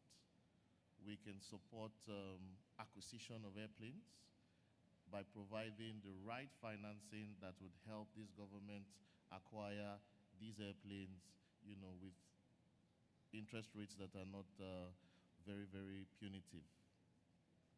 We have, in fact, supported some African governments, Gabon especially, with renewing the presidential air fleet, and we believe we can extend this throughout Africa.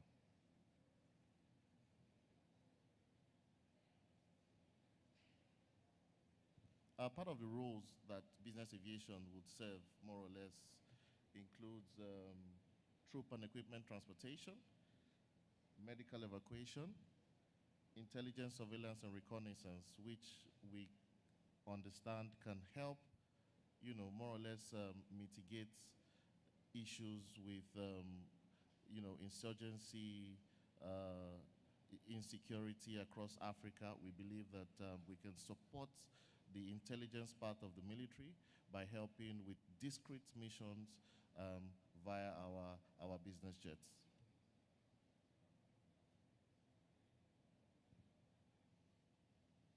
Aerial surveillance is also, you know, a big issue due to the lack of equipment. We believe that we can also provide, you know, the right equipment to aid governments with more or less policing their borders effectively.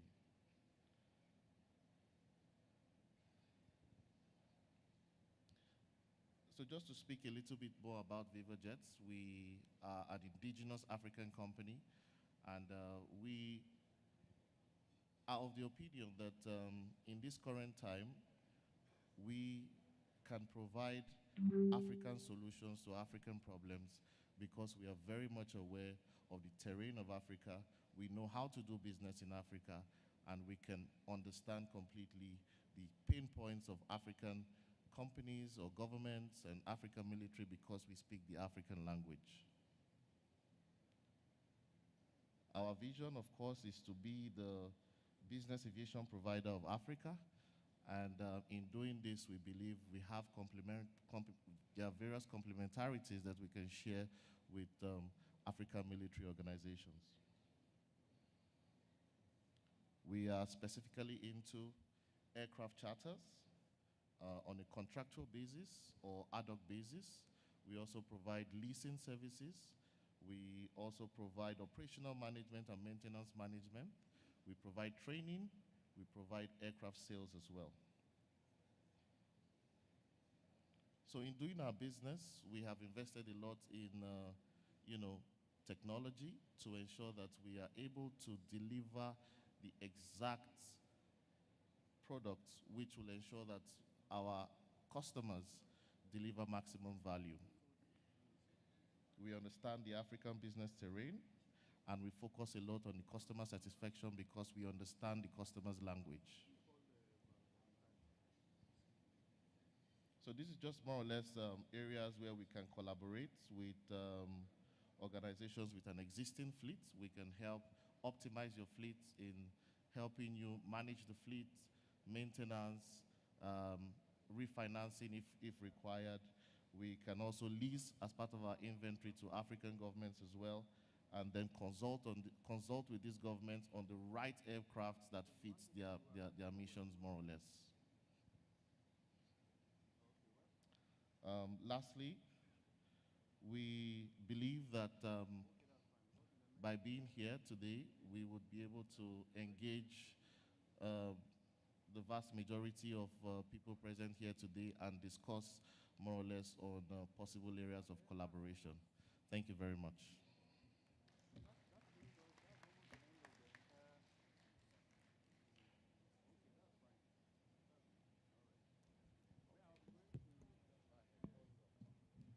Okay, second time lucky.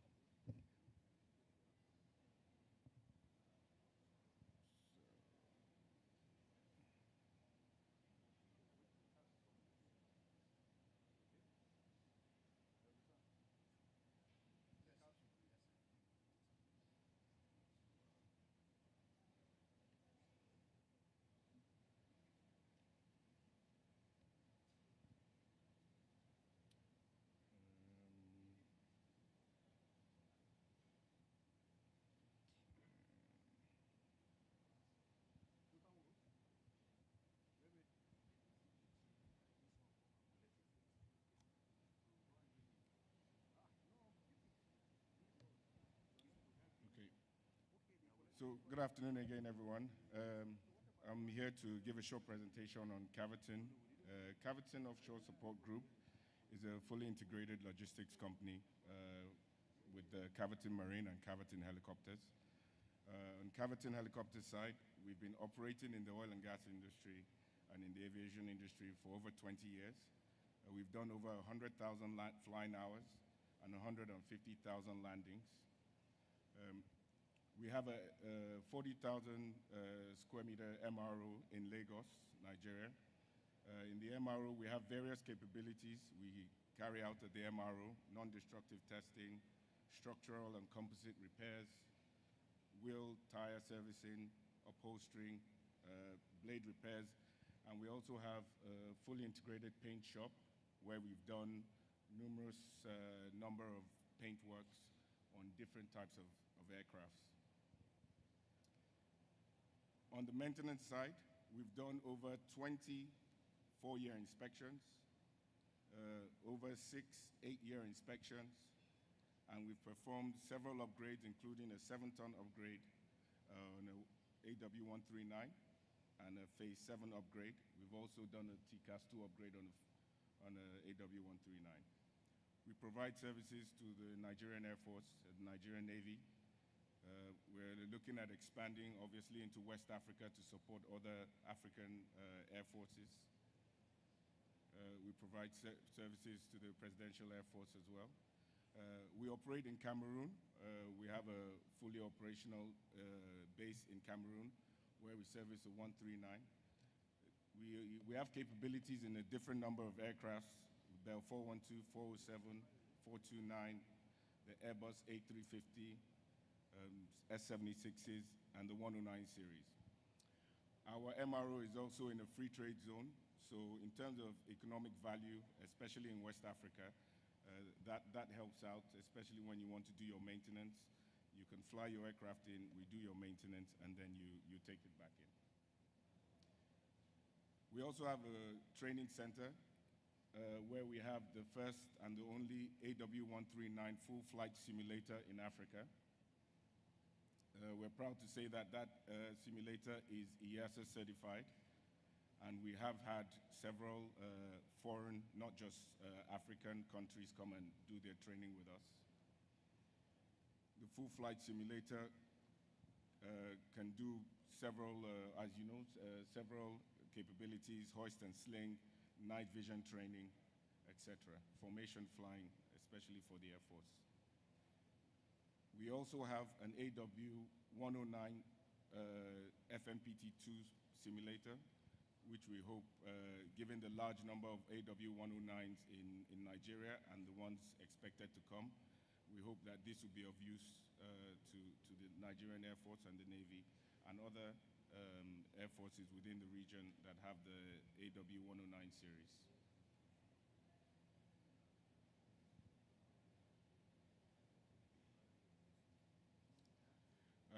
So this is just general pictures, and we'll play a short video which summarizes pretty much what we do.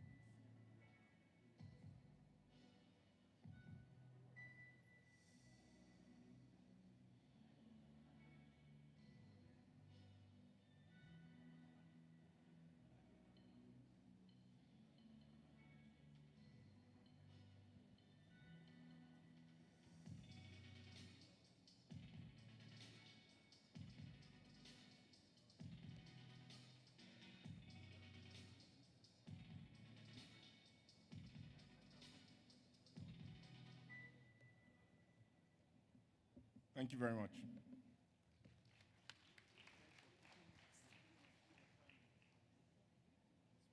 Thank you very much. I think the perfect gentleman, he gave us some minutes for free. Thank you very much.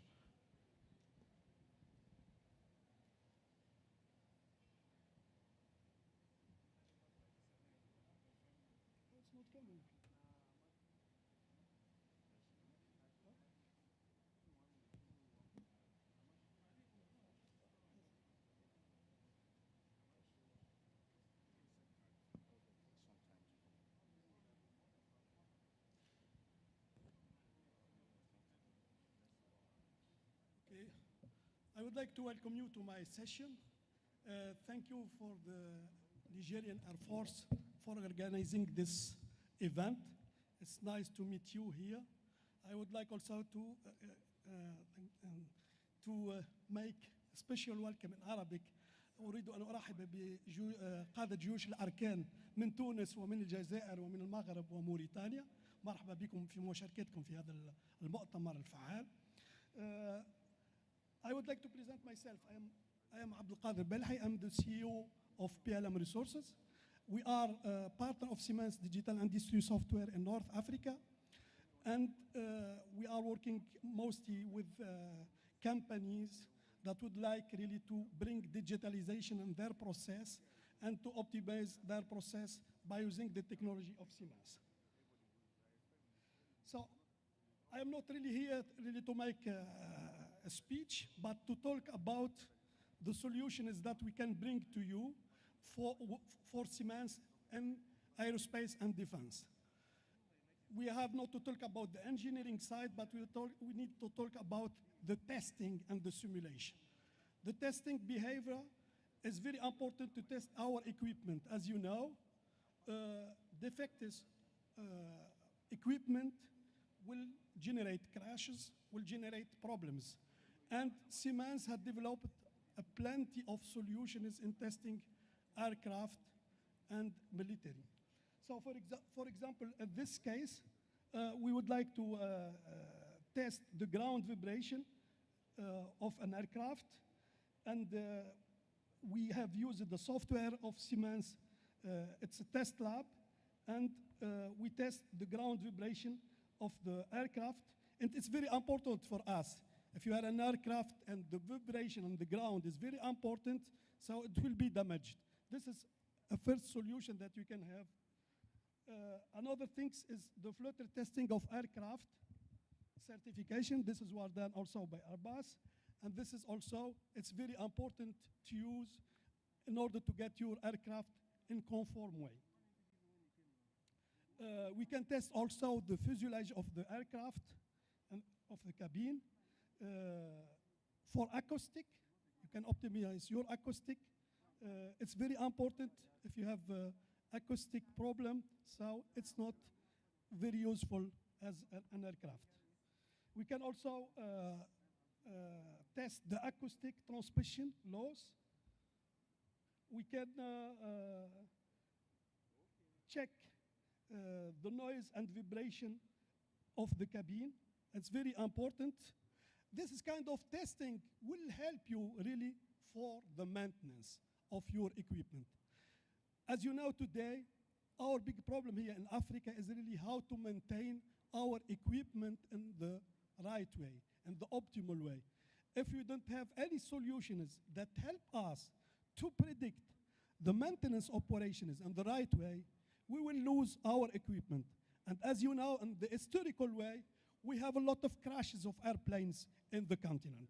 So please do on your best to be sure to make professional testing and to use the right solution in order to provide the crashes on your equipment.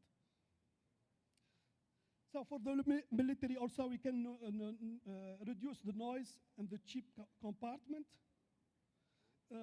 We can also make a test simulation approach for noise reduction in turboprop aircraft. This kind of solutions also could help you. Mostly we are using SimCenter testing lab software and SCADA's hardware. This is two combination of Siemens will help you really to use the solution and to be optimal on your testing. We can identify aircraft aerostatic sources in wind tunnel. Also, we can make this testing by using sim center testing, sound source localization. It's very important also to test the aeroacoustic of the aircraft.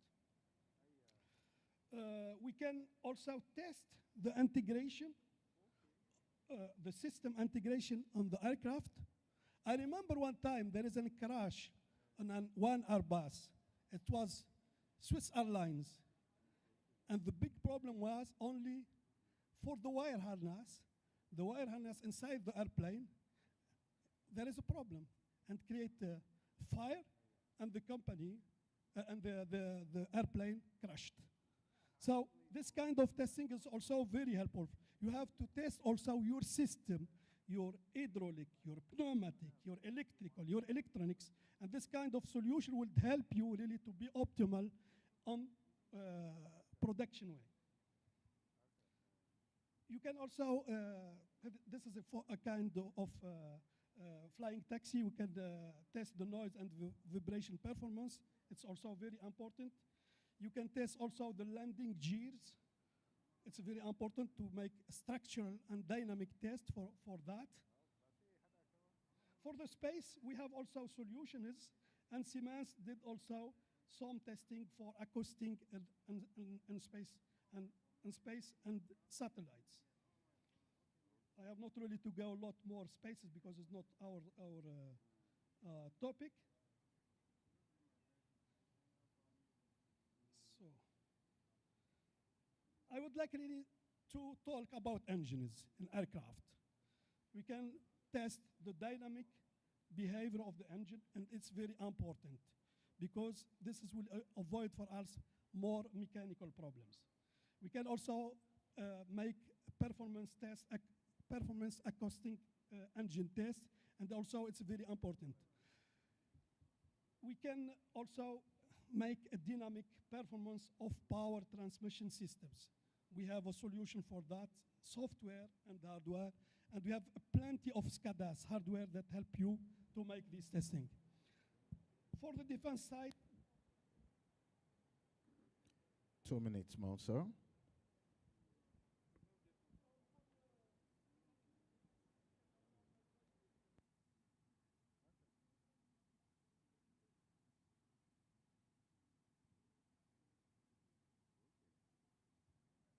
Conclusion, these solutions will help you really to be more productive, more safe on your military and your equipment. So please think about, it's very important. Je vais faire un petit résumé en français. L'utilisation des moyens de test logiciels et software et hardware de Siemens vous permet d'utiliser vos équipements, vos avions, vos missiles dans des moyens sûrs, dans un environnement sûr, et vous permet d'éviter des crashs. Et ça, c'est vraiment très important pour vous, pour votre industrie aéronautique ou équipement aéronautique militaire. Si vous avez des questions, n'hésitez pas à me contacter. Notre société, c'est PLM Ressources GmbH. Donc, on est basé à Bizerte, en Tunisie, et au Maroc, à Tanger, et bientôt on va ouvrir un bureau à Alger. Mais on va venir prochainement aussi pour des projets aussi avec l'armée nigérienne au niveau formation et niveau équipement logiciel de Siemens. Merci beaucoup. Thank you very much, sir. Please a round of applause for him. And let's have the last but not the least speaker, Mr. Assad Kamal, please. Stick to time, sir. Thank you very much.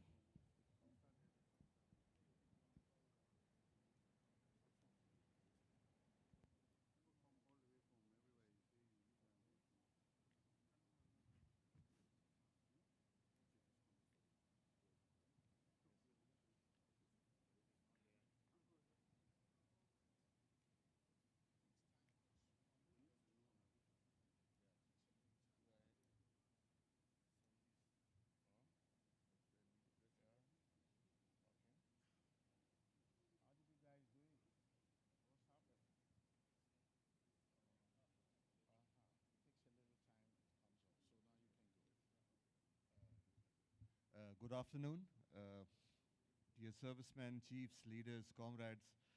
It's a great feeling of being part of this event. My name is Asad Kamal, and I am the Chief Executive Officer of Global Industrial and Defense Solutions Pakistan. So time is running short, so I'll try to make my brief as short as possible.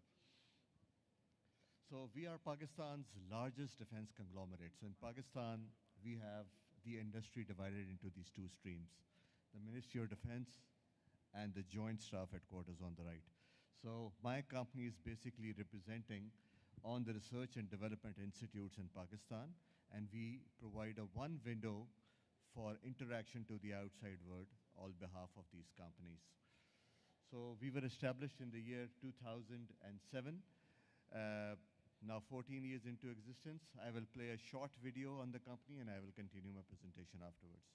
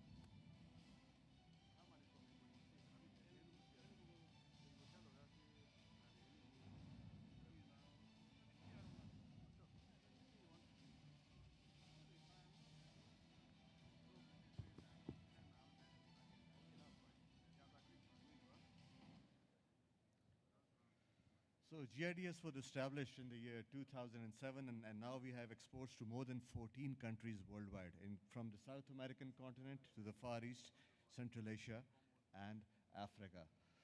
So our product portfolio includes more than 150 products, but I'll be only focusing on the air and air defense category today. So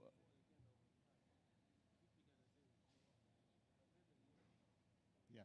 So in Pakistan, we are the pioneers of the drone warfare since the last 30 years.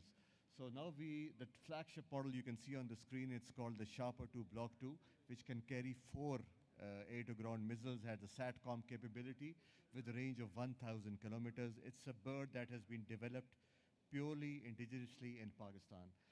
We also offer a Raqab NG, as you saw in the video. It gives you the flexibility to launch the bird from a catapult and recover it through a net. The Ranger is a vertical takeoff solution platform, and the Beetle can carry up to 4 mortars in a close proximity war solution. Scout is another UAV which has give you a perfect ISR within a radius of 50 kilometers.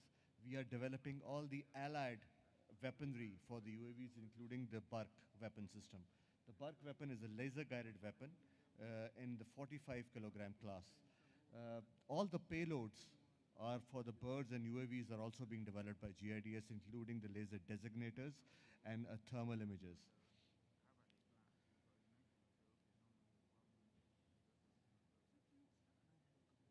So some of the other products in the aerial domain includes our range extension kit, which is a Mark 83 based standoff kit. It is qualified on the Pakistani JF-17 aircraft. It is a GPS based kit, and it will give you a fire and forget for about 100 kilometers standoff. With your capability to launch off-bore attacks, it can attack the enemy positions from the rear and also do a 90-degree attack on the enemy targets as well. Al-Batar is our laser-guided kit, similar to the American GBU-12. It is compatible on the JF-17s, and we can modify it and tailor it to suit on any customer aircraft. From the other products, we are doing the steel bombs, similar to the Mark 81, 82, 83, 84, the pre-fragmented version of the bombs for the anti-infantry role. We are filling the same bombs with thermobarics also, and we are making these proprietary high-performance AB series electronic fuses, AB 103 and 104. These are proximity and impact, and they offer more than 95% accuracy on detonation. Other products include Detonics, various detonators, cartridges, and the C4I system, where we have the capability to increase 1 minute more. all the radars that the customer country has. Some of the upcoming products include the Sharper 3, which is like a Predator class of UAV, can carry 2 of Mark 82s, also 4 weapons, the Hellfire class of weapons. Taimur is an air-launched cruise missile. It can be made compatible to the GF-17, has a range of 290 kilometers. We are doing the Mark 84-based standoff kit, bunker buster, and the air-to-air missile, which is under development. So this brings me to the end of my presentation, sir. Thank you very much for a patient hearing, sir. Thank you very much. Thank you. Thank you very much, sir. Please, you need to pose for, take position for group photograph before you leave. Photographer, please.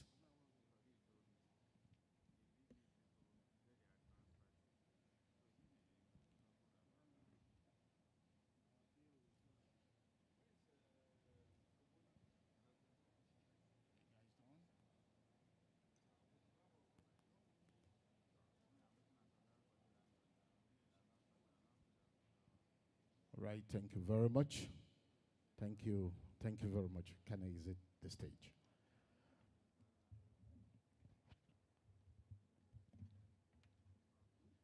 The Chief of the Air Staff, distinguished guests, we are gradually coming to the end of this auspicious occasion.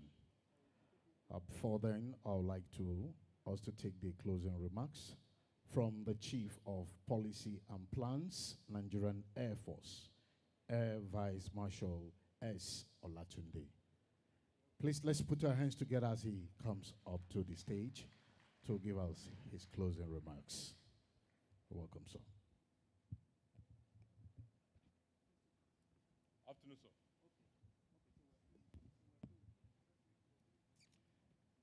the Chief of the Air Staff, other dignitaries, ladies and gentlemen.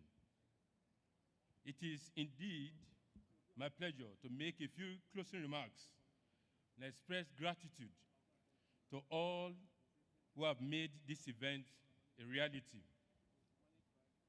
Over the past 2 days, we have benefited immensely from the wisdom and experience of an excellent mix of experts on the theme of the conference. I was pleased to note the vibrant and engaging panel discussions with delegates bringing to bear their experience and expertise. But before I continue, I would like to give us some of the highlights or take-homes of the 2 days event. Some of them. First, there are inadequacies in personnel, training, research and development, equipment and platform, including those capabilities that feature during the industry insights in the last 2 days. The second point, African nations, especially those in the Gulf of Guinea region, need to address the issue of trust deficit among them, realize they need each other, and collaborate genuinely for us to address the challenges facing the region and Africa at large. Number 3, African nations need to address the root causes of their security challenges. This is the only way we'll be providing lasting solutions to those challenges.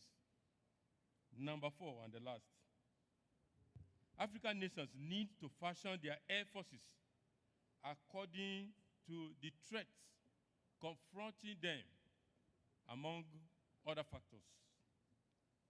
Having said that, I would like to appreciate all the people that have contributed one way or the other to the success of this conference and exhibition. I will start with the organizers. I want to commend the organizers for their hard work, their dedication and commitment to duty that has made this event a success. I also want to appreciate all the speakers for bringing to bear, for their insightful contributions in the last 2 days. Then the participants generally, I want to thank us most sincerely for our active participation, thought-provoking questions, and valuable discussions. We are indeed impressed, especially with our retired but not tired senior colleagues. I also want to appreciate the Great Mind Event Management for commendable foresight and unique organizational capacity. I also want to appreciate our partners, sponsors, and contributors. I want to tell you that without you, the event would not have been what it was.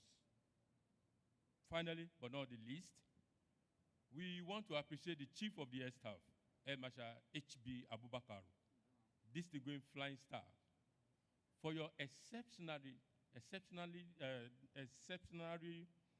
leadership and unshakable support which you render to members of the committee that enable us to do all the things that we were able to do during this event.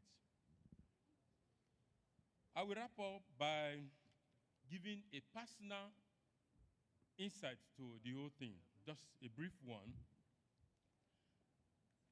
I believe that creating a secure, peaceful, and prosperous Africa, including the Gulf of Guinea region, requires teamwork, partnership, and collaboration in aerospace innovations, among other things. The early we realize this truth, the better for the region and the entire African continent. Thank you very much for making the Nigerian Air Force 60th anniversary a memorable one for Nigeria, for the Nigerian Air Force personnel, and for all our partners and contributors. Thank you, and God bless. Thank you very much, sir. That was the closing remarks from the Chief of Policy and Plans, Air Vice Marshal S. Olatunde. Please, before we depart, I would like to repeat the announcement for movement plan. The multimedia, please, let's have it on the screen again. Day 1 movement plan, that is today. Members of 37 and 38 regular courses and their spouses will be departing Abuja to Kaduna today, 24th May 2024 by 1600 hours. All members of the aforementioned courses traveling to Kaduna are to be at the airport on time, as their flight will be departing by 1600 hours. Also, senior officers who are to match the 37 and 38 regular courses out are please requested to join the same flight. Tomorrow, day 2, 25th May 2024, movement planned. Arrangements have been made for the C-130 aircraft to go in 2 waves. An Airpeace chartered aircraft will depart to Kaduna in a wave. The first sortie for the C-130 aircraft is expected to depart by 0600 hours, while for the second sortie, the expected time of departure is 0730 hours. For the Airpeace chartered flight, the expected time of departure is 0800 hours. Buses will be at the hotels by 0700 hours for conveyance of VIPs to 307 Executive Air Lift Group for eventual departure by 0800 hours. Thank you for listening. I also want to announce the lost but found swagger stick belonging to a 2-star general. Please, we would like you to come and claim the swagger stick. Thank you very much, sir. Having said that, with the kind permission of the chief host of this auspicious occasion, the Chief of the Air Staff, Air Marshal H.B. Abubakar, we have come to the end of this occasion. Thank you very much, and God bless you. Thank you, thank you.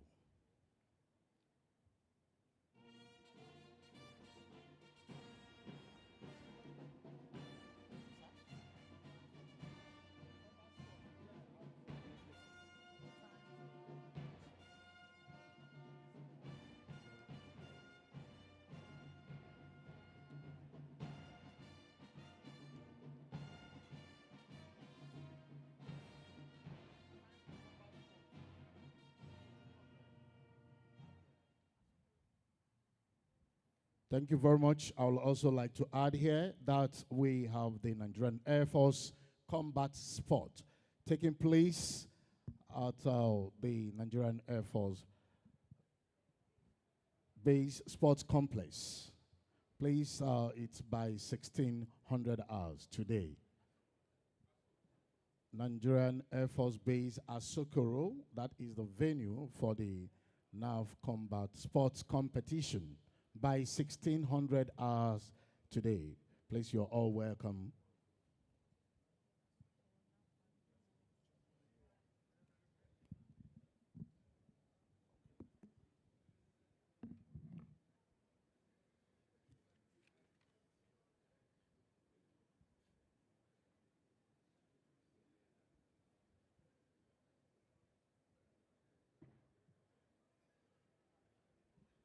I still repeat, the Nigerian Air Force combat sport competition taking place in Asokoro, Na Valley Estate, is by 1600 hours today.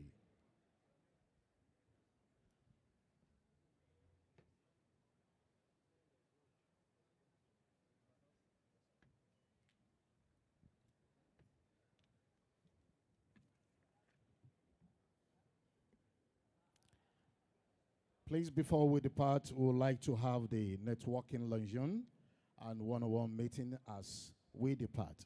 There is lunch. Please, we go to the various lunch stand while we still exchange pleasantries, bidding ourselves goodbye and wrapping up our already forged relationships.